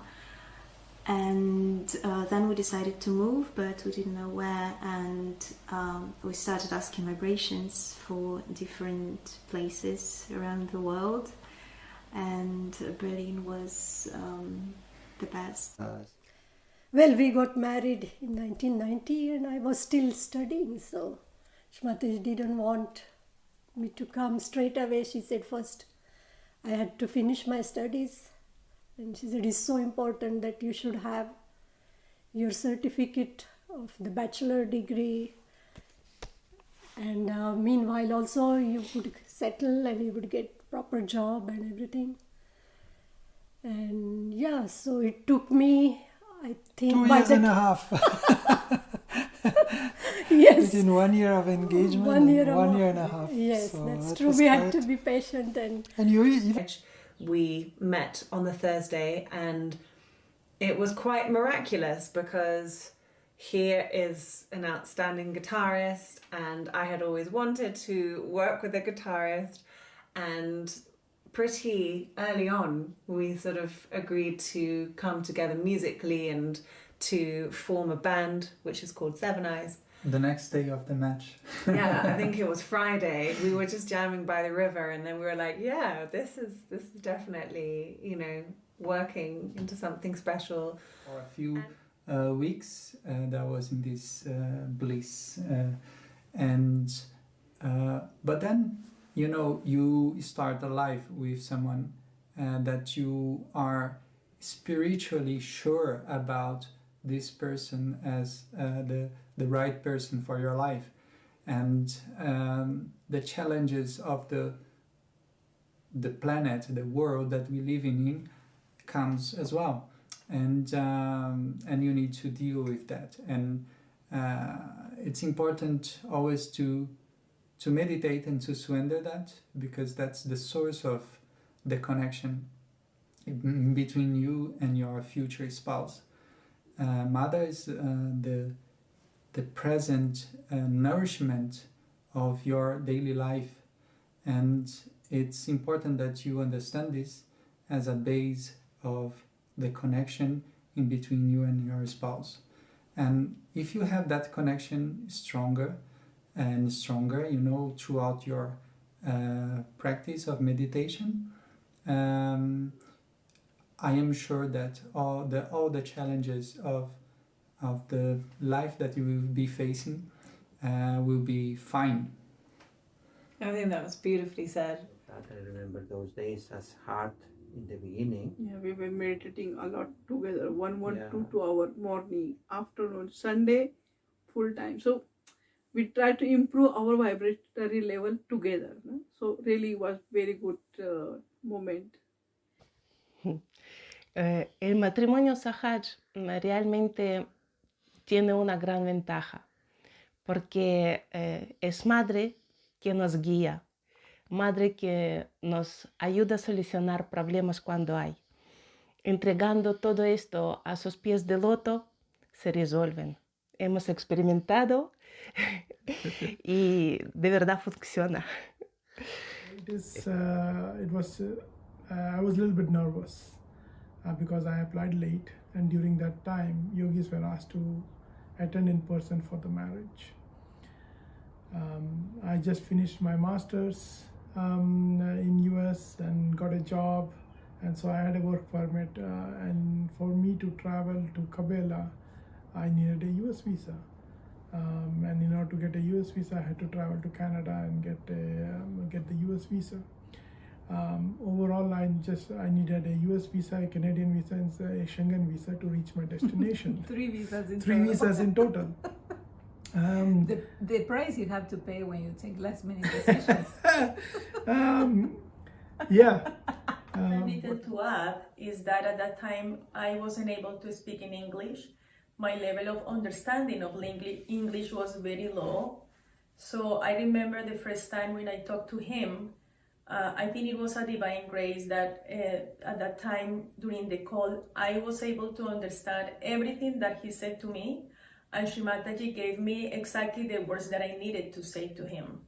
But after that, we use Google Translator. We are so grateful with Google Translator because all our relationship during these first, I would say, 2-3 years happened throughout Google Translator. Yeah, I had zero skills with Spanish, and Sandra had very broken skills with English. So many thanks to Google for that. So when Sandra went back to Colombia, that was the first time we Skyped through a video and we were able to see each other. After some weeks. After 3 weeks, yeah, it was after 3 weeks that we first saw each other. And then because of the immigration situation that I had at that point of time, we had to get married immediately. And so even that call was not kind of figuring out about each other. It was how soon can Sandra get to US and we can get married and we can start our life together. Is not the right word, but whatever you want to put it, is not an option at all. This is Sri Mataji's desire and it has to work out. And if there is a problem or there are misunderstandings, there were a lot, believe me, with the kind of language limitations we had. Many moments where we both lost patience, but we always told each other that, you know what, it is Sri Mataji's problem. Let's give it to her. Let's sit down and meditate and let's be surrendered to her. And that is... Y en el día de la boda, Melvin preguntó, ¿tú me quieres? Yo digo, no, acabo de conocerte. Y él le dice, ¿qué?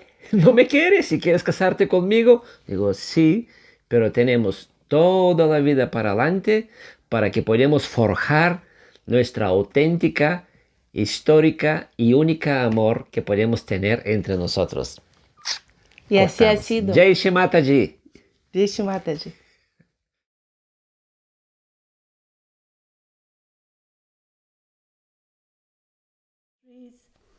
And yes, she wanted us. I remember, it's true, first time when I arrived in Kabila, and then she was saying, did you learn to eat with fork and knife? So, and for me it was the most difficult thing, like how to eat, as we were not used in India to eat fork and knife. But she wanted us to adapt to all the environment where we are now living, to learn the language, to learn all what is, how the lifestyle is here. So we were very lucky that she showed us.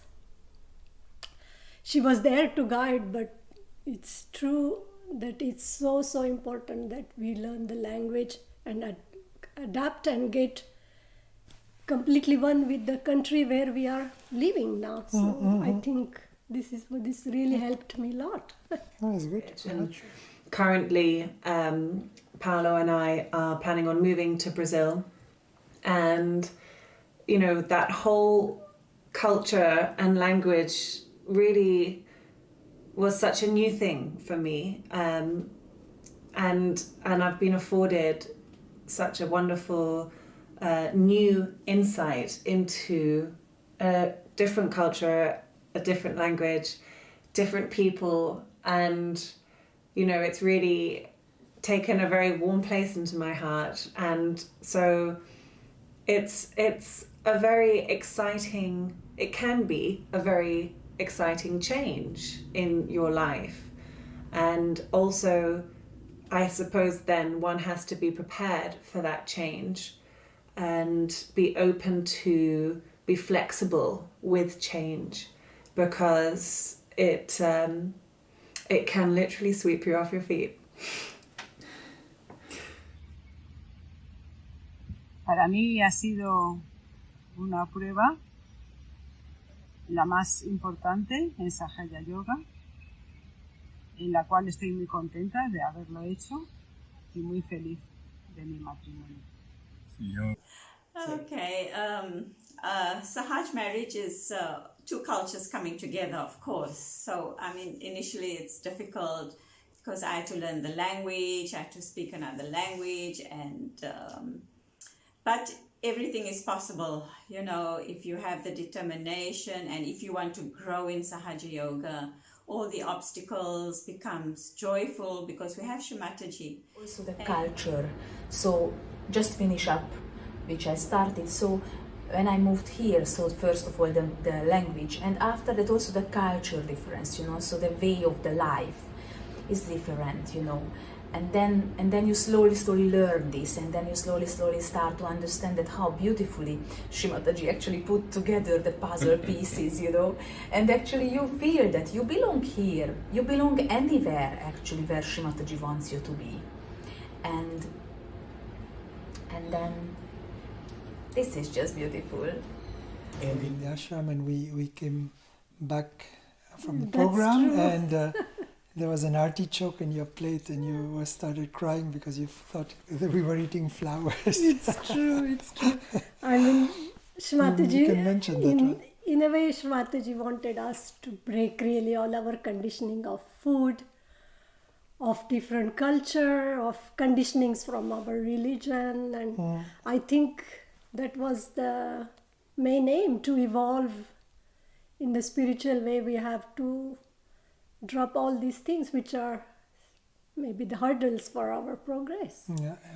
And of course, as we were staying in the ashram, that really supported both of us. The first year it was a little bit challenge to adapt myself, especially the weather, the language, start a new life, all these things.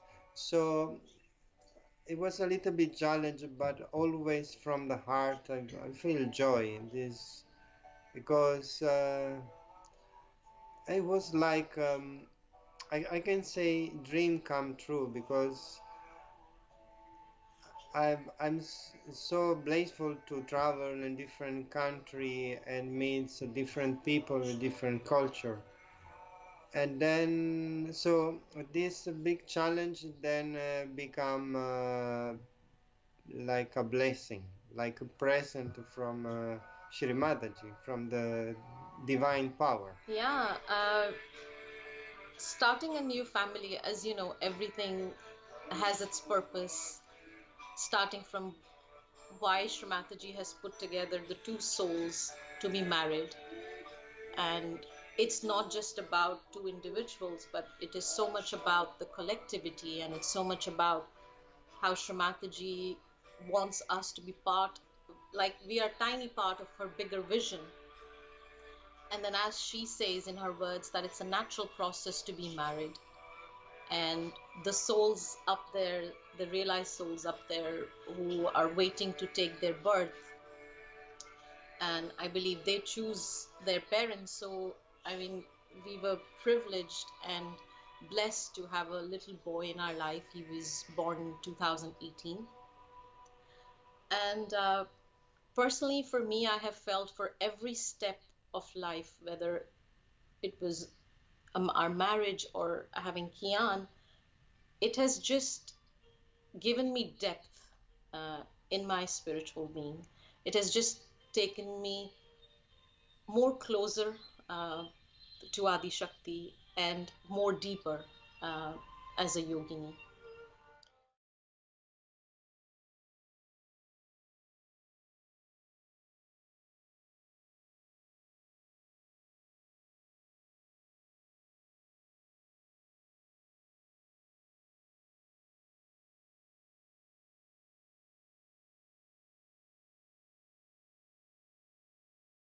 You know, so many other things, like for example, you know, when you apply for your for marrying Sahaj, you might be expecting something, and I think this is not very healthy for you. As soon as you start thinking, oh, where this my wife or my husband might be from, what do they do, if they are not, you know, working on the same field as I do, how would that be? And the dynamics, would he or she accept me as I am, working with what I do?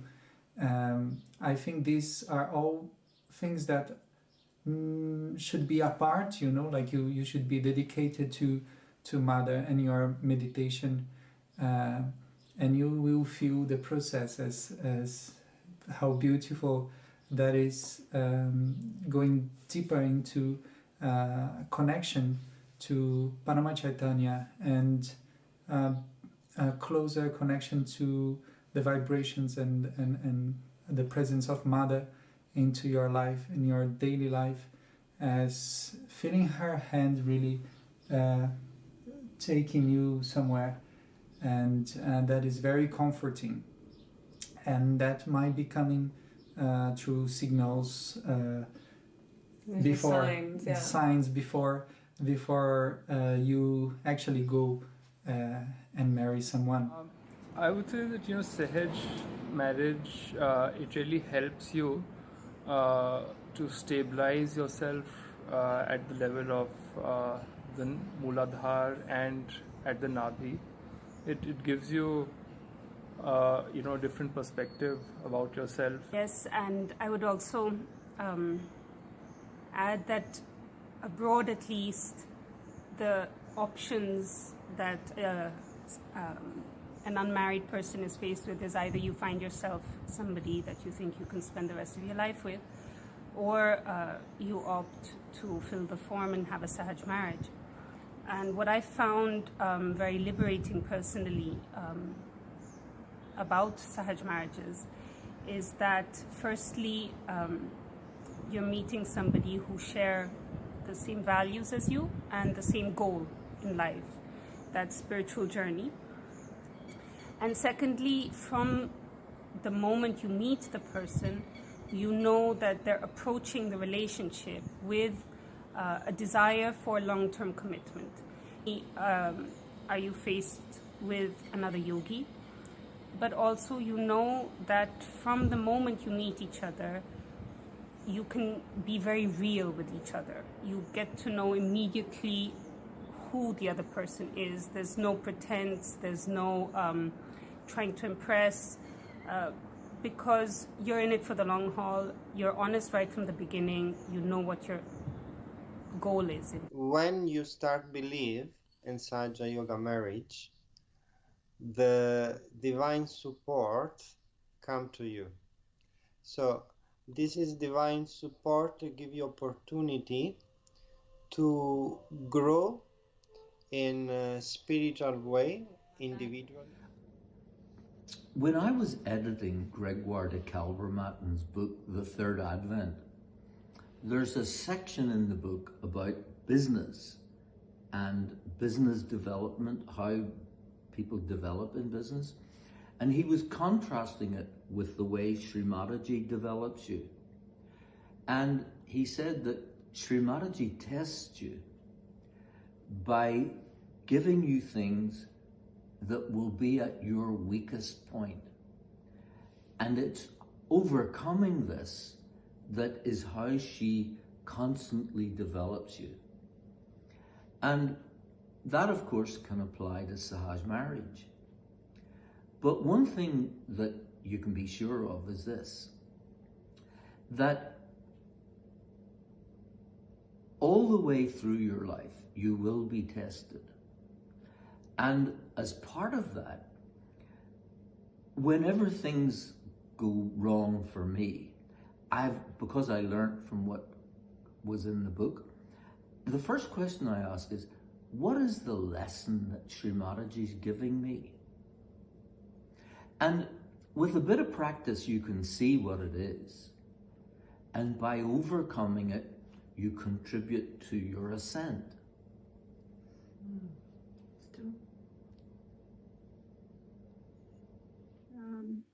Problem is no.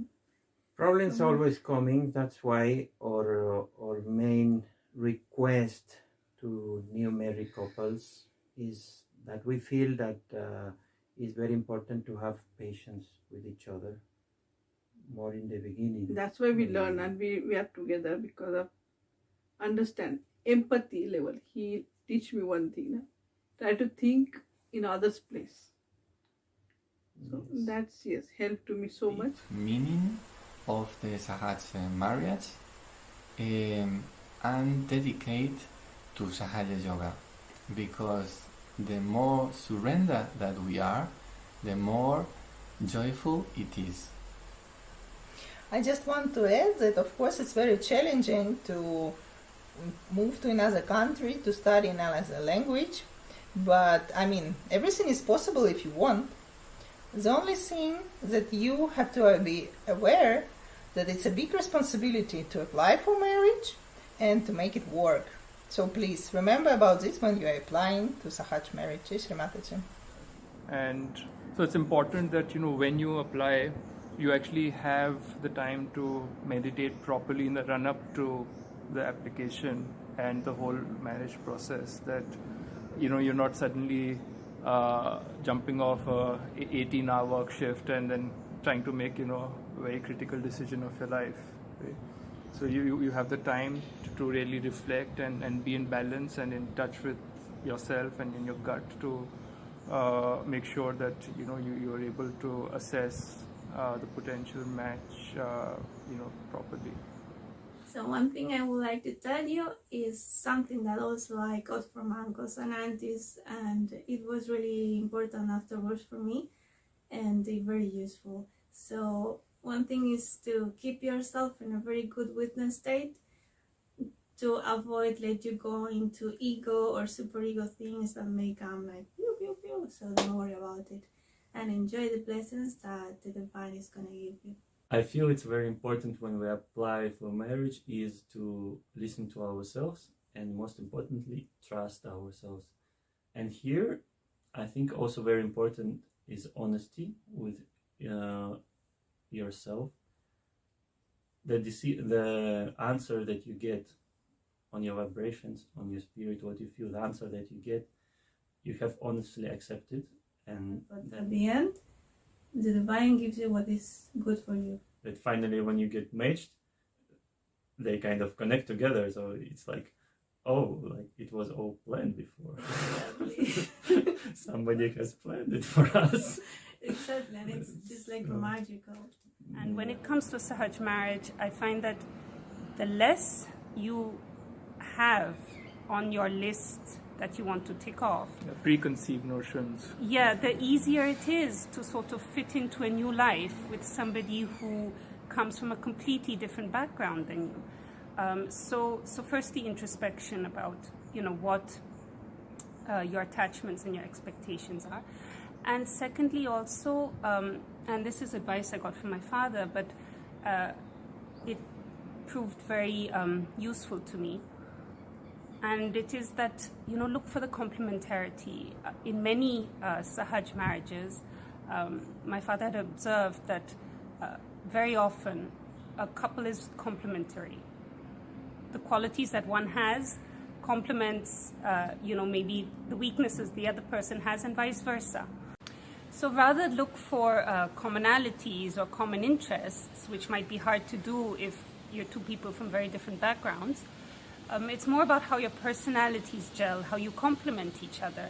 And of course, you'll discover that as you get to know each other better and live together. But my point is, normally people focus on what a couple have in common, but here, what you have in common, the most important thing you have in common are the values, are the fact that you're both yogis and on this spiritual journey. And everything else fits into place. And so, as Paolo said, just allow these blessings of this new experience to unravel and to be revealed to you. And as Paolo said, you will see all these signs and you will kind of know with your instinct what is right for you, and I would just follow your instincts throughout this whole process. Para terminar, podemos decir que, por favor, entregaos a Shri Mataji, a los pies de Shri Mataji, y después ya todo saldrá muy bien. We, in this moment, we are very happy because you are trying this. And we really wish the best for you. Doesn't matter what will happen. Yes. But believe one thing. We are children of Shri Mataji. And our surrender and our love, Mother can feel it's very good for us. If there's one advice we can share with you, what worked with us is that please be very, very open-minded. Don't let the expectations cloud the beauty and joy of this union. And please believe in your heart that this match is possible only because the goddess wants it. Yeah. And that is the only message we'd like to share Yes, with you today. basically, if it is made by God, this union is already perfect. The imperfection comes when the ego takes part in our brains, in form of expectations, in form of kind of these romantic ideas about marriage. Sahaja Marriage is the way that you can grow more and more and more and more. As Maru said, there are understandings, problems, and even not problems, just situations that we need to deal with the purpose to see ourselves and grow. And in the place when we are talking right now is the place when we solve our problems, our situations, our misunderstandings, and it's just in front of Srimataji. And in meditation. The meditation, as Maru said, is the central part of our marriage. In terms of obstacles, being from an Indian background, I think the family pressure is one of the biggest challenges that we tend to face, and overcoming those challenges is the most the difficult part. And I think this relates to every aspect of our life, right? When things don't work out, until and unless you surrender,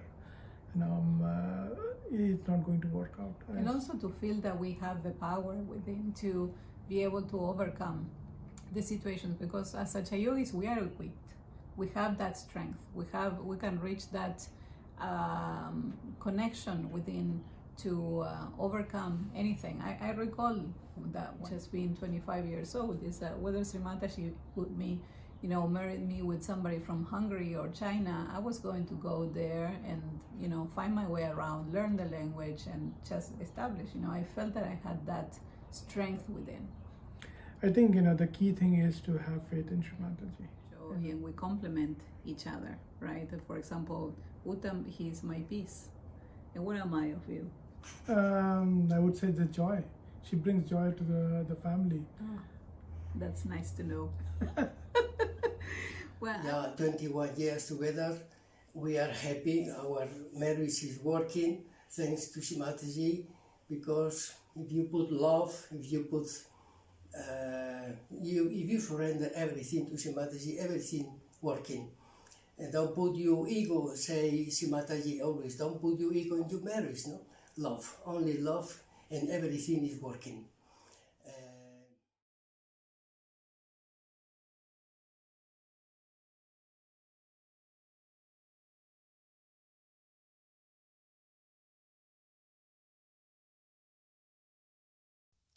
Thank you.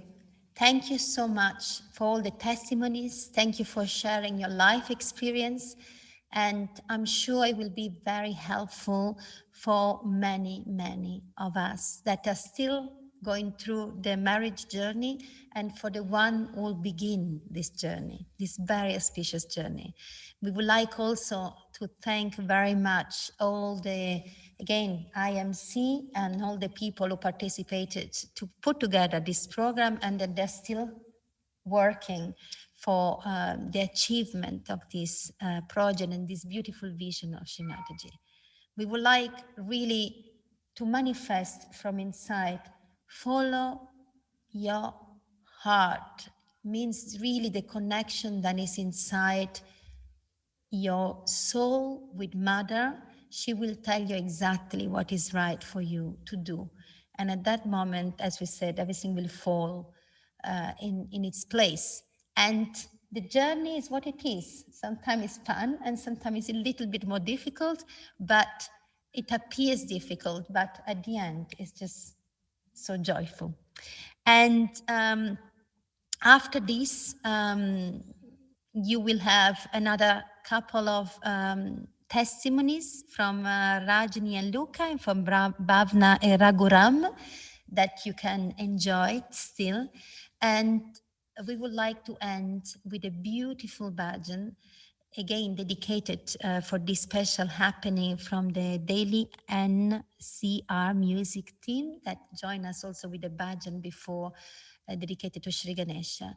And to end the night on these beautiful lyrics. We do not know the name, neither do we know the place. We know no prayer, no ritual. All that is known to us naive people is that we cannot survive without you. You are our hope, our beliefs. You are our earth and the heavens alike, O Mother. You are both father and mother. You are the friend and the brother. You are the day and night, dusk and dawn. Be it the lamp, the sun, the moon, or stars, you are our every light, O Mother. You are the air we breathe.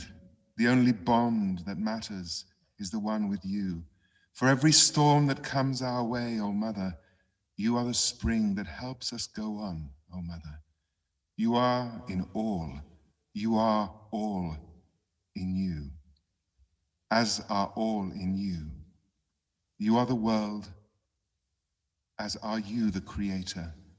The tears that we shed, the smiles on our lips, it is all you, O Mother.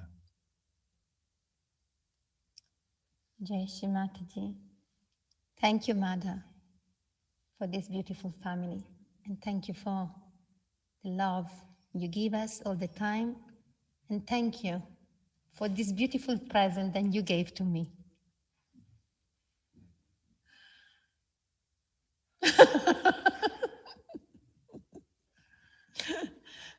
I would like to thank all our brothers and sisters tonight for their deep testimonies, very deep and frank and sincere. And I think that this evening will remain as a document, as an important resource for all the Sangha, all the Sahaja Yogis, young and old, and the ones to come. Thank you, Mother. Jai Shri Mataji.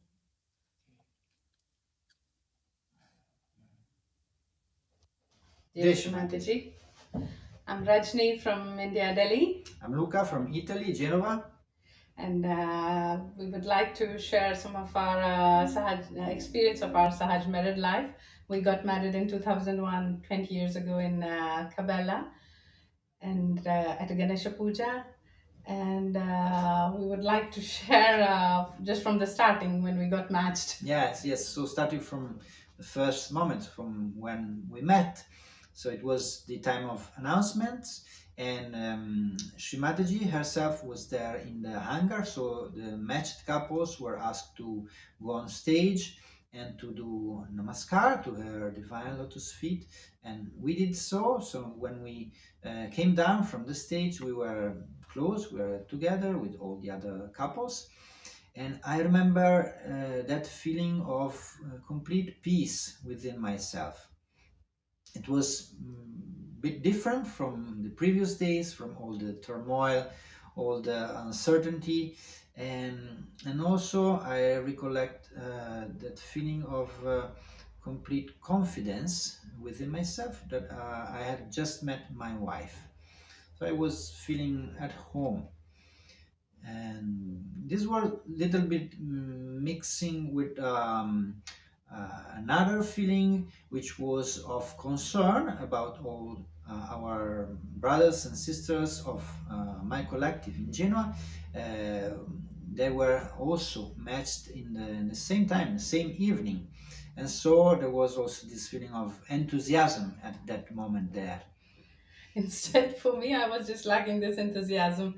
I was quite serious and feeling the pressure even of my mother also wanted her youngest daughter to get settled in her married life. So when I went on the stage and when we did pranams to Shri Mataji, just her glance changed all this state of pressure and of how do you say, this turmoil. Really, it just went off, and Shri Mataji just made me at peace. And when we get off the stage, I was really quite relieved and at peace. It was so beautiful. And we got this blessing also that being Genova so near to Kabela, just soon after the marriage, I could come here at our home, and I could stay here right away just after the marriage. I didn't have to go back to India. we had to work on the paperwork and visas and all the bureaucracy also, and we worked on it on our in our daily meditations. We did shubi to get all the things done, because these things can be quite hectic and troublesome also in sometimes. But one another thing that helped us a lot was offering pujas to Shrimataji every day. And it is one of the promises also we do in the ceremony, to offer puja to Shrimataji's lotus feet, even small pujas. It helped very much to settle down the vibrations among us, among the collective, and all to get the things done also. It really helped to make the bonding together in a very short period, must say.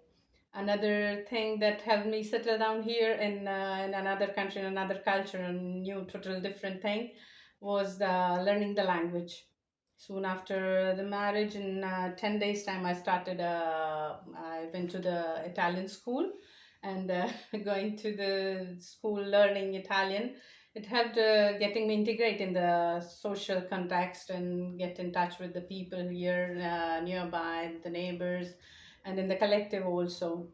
Because now, of course, it is very much easier with the new application and translation devices, but language helps a lot to create really this bonding, to create this new connections, these relations in the society, in the collective, and then even more important, in the relations in the family also. Because not the whole family of the partner is doing Sahaja Yoga, but when you can communicate with them and you can give your contribution to them, being yourself and expressing yourself, it helps create this family structure together, and more connected you feel. Yes. So this was about the first times that we were together after marriage. And now coming to suggestions for the yogis who want to put their application to get married this year. What I would like to say is this, that after this year of pandemic, one of the things that I really miss the most is to participate at the happening of marriages in Cabela, to be there and to enjoy the atmosphere, the auspiciousness, the beautiful vibrations that are there. And at that time, usually when we are there at the marriages, I feel that it's like a restart for us. I mean, for our married life, every time. And in this process, what helps me very much is to listen to the marriage vows. What I feel is the marriage vows are really giving the deep and subtle and real significance, the real meaning of accepting Sahaj marriages, and also accepting Vishwa Nirmal Dharma, because it's what happens really when we accept Sahaj marriages. Really, we are accepting, in a wider view, Vishwa Nirmal Dharma.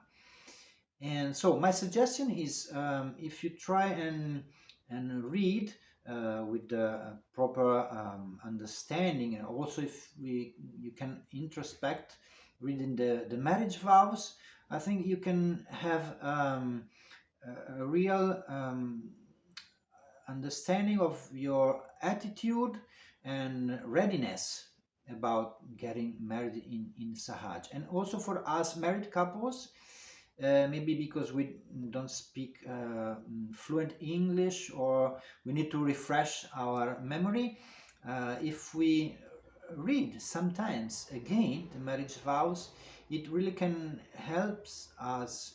It really can help us to remember those promises, because we made these promises maybe in front of Shrimataji herself, maybe in front of her Nirakara form, and so we need to know very well what we promised to do.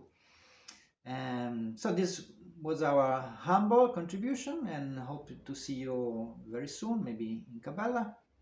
So we give all our warm wishes to all on the list, and thank you very much. Jai Shri Mataji.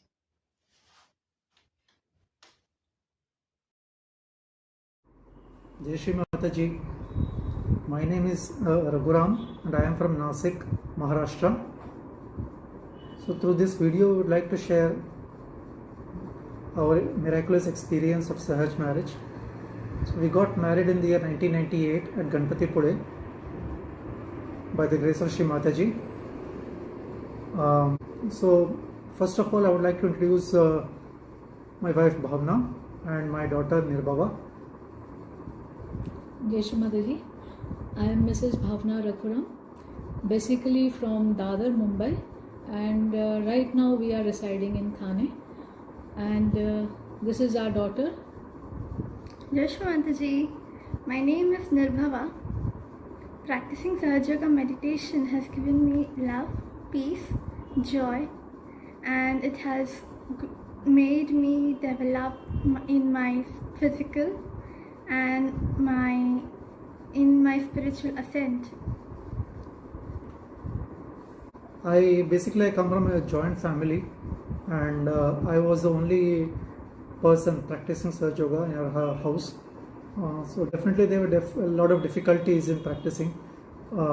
So to practice independently, and it will benefit me a lot. And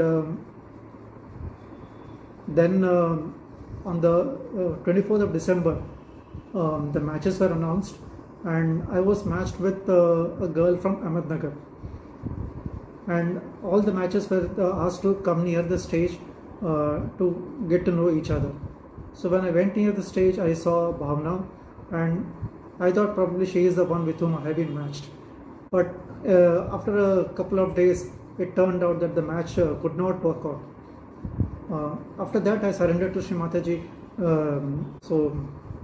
On 24th even I was matched. He was an Indian boy residing in Canada, and after the program we met, and I got to know that he had flight on 29th, and he was very keen that he wanted to go back on 29th itself, and he was insisting me to come to Kabela to get married.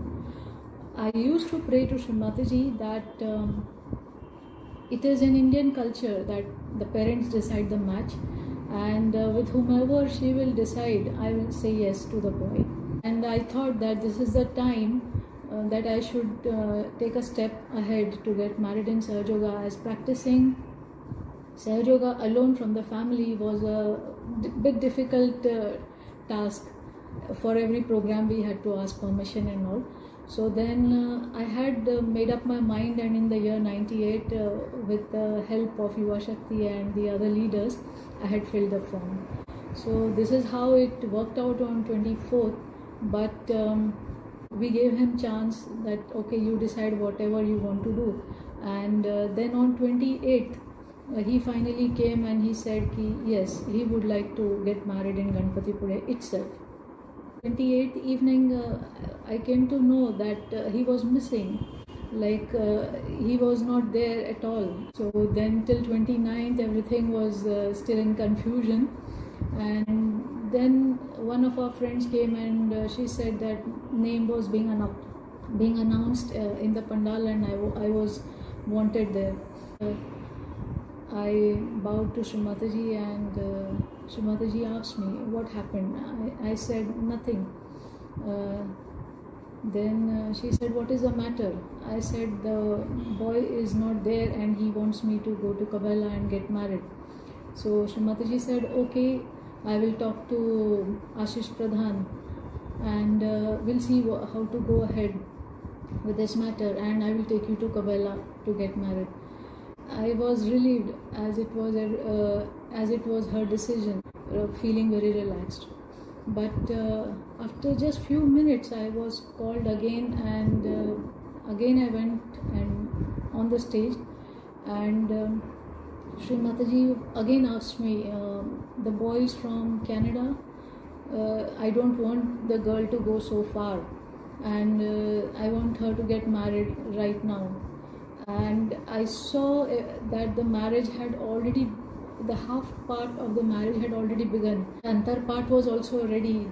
Everyone was standing opposite to each other, and the marriage ceremony was about to begin. because Srimataji knows everything, and I was aghast seeing Srimataji so close, so beautiful. And then I was called on the stage. So I saw Shri Mataji for the first time, so close. And then Shri Mataji asked me what is my name and my qualification and what do I do. So I replied to Shri Mataji to all the questions. And then Shri Mataji asked me, do you like the girl who's standing? She was standing next to me. I said yes, even without looking. Then Shri Mataji said, you first look at her and then tell me. So again I looked at her and then said yes, Shri Mataji. Then fine. Then Shri Mataji said okay, then go ahead.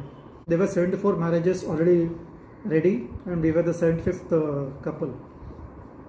So then we went to the marriage place and to get married. I was taken behind the stage and they prepared me as early as possible. Shri Mataji inquired everything about the boy, but she even asked me my name, my qualification. Shri Mataji knows everything, but she made me realize that she is our mother, and like a normal mother, she completely asked everything, and then she got me married. So it is our devotion and dedication that works. So this is how we got married, and thank you very much for giving us an opportunity to share our experience. Vishwa.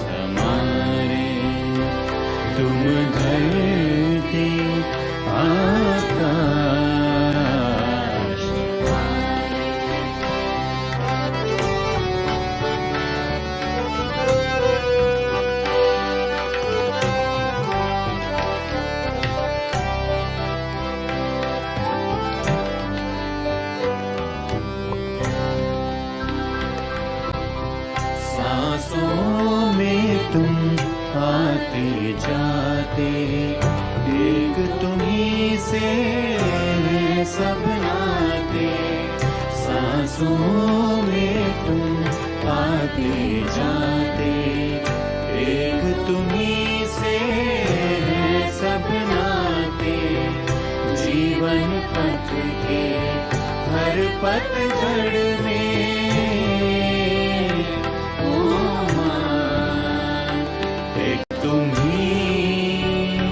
मधुमास हमारे माता, तुम आशा विश्वास हमारे, तुम धरती आकाश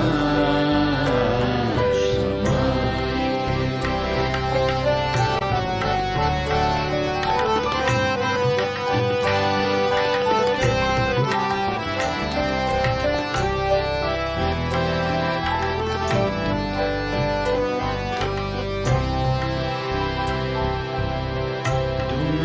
सब में है, तुम में सब।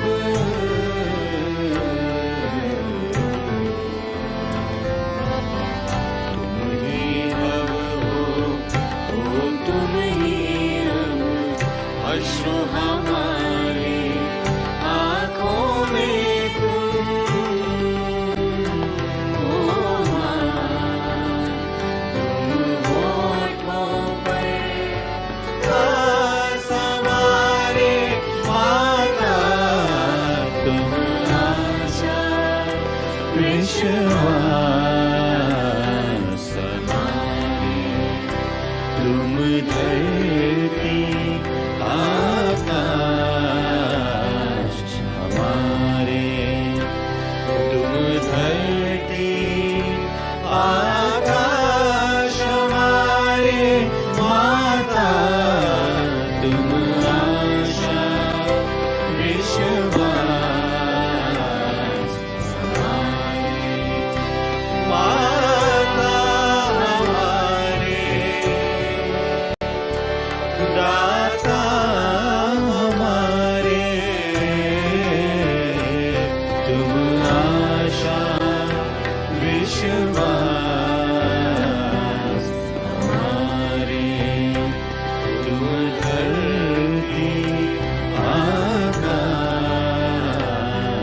हमारे, तुम धरती आकाश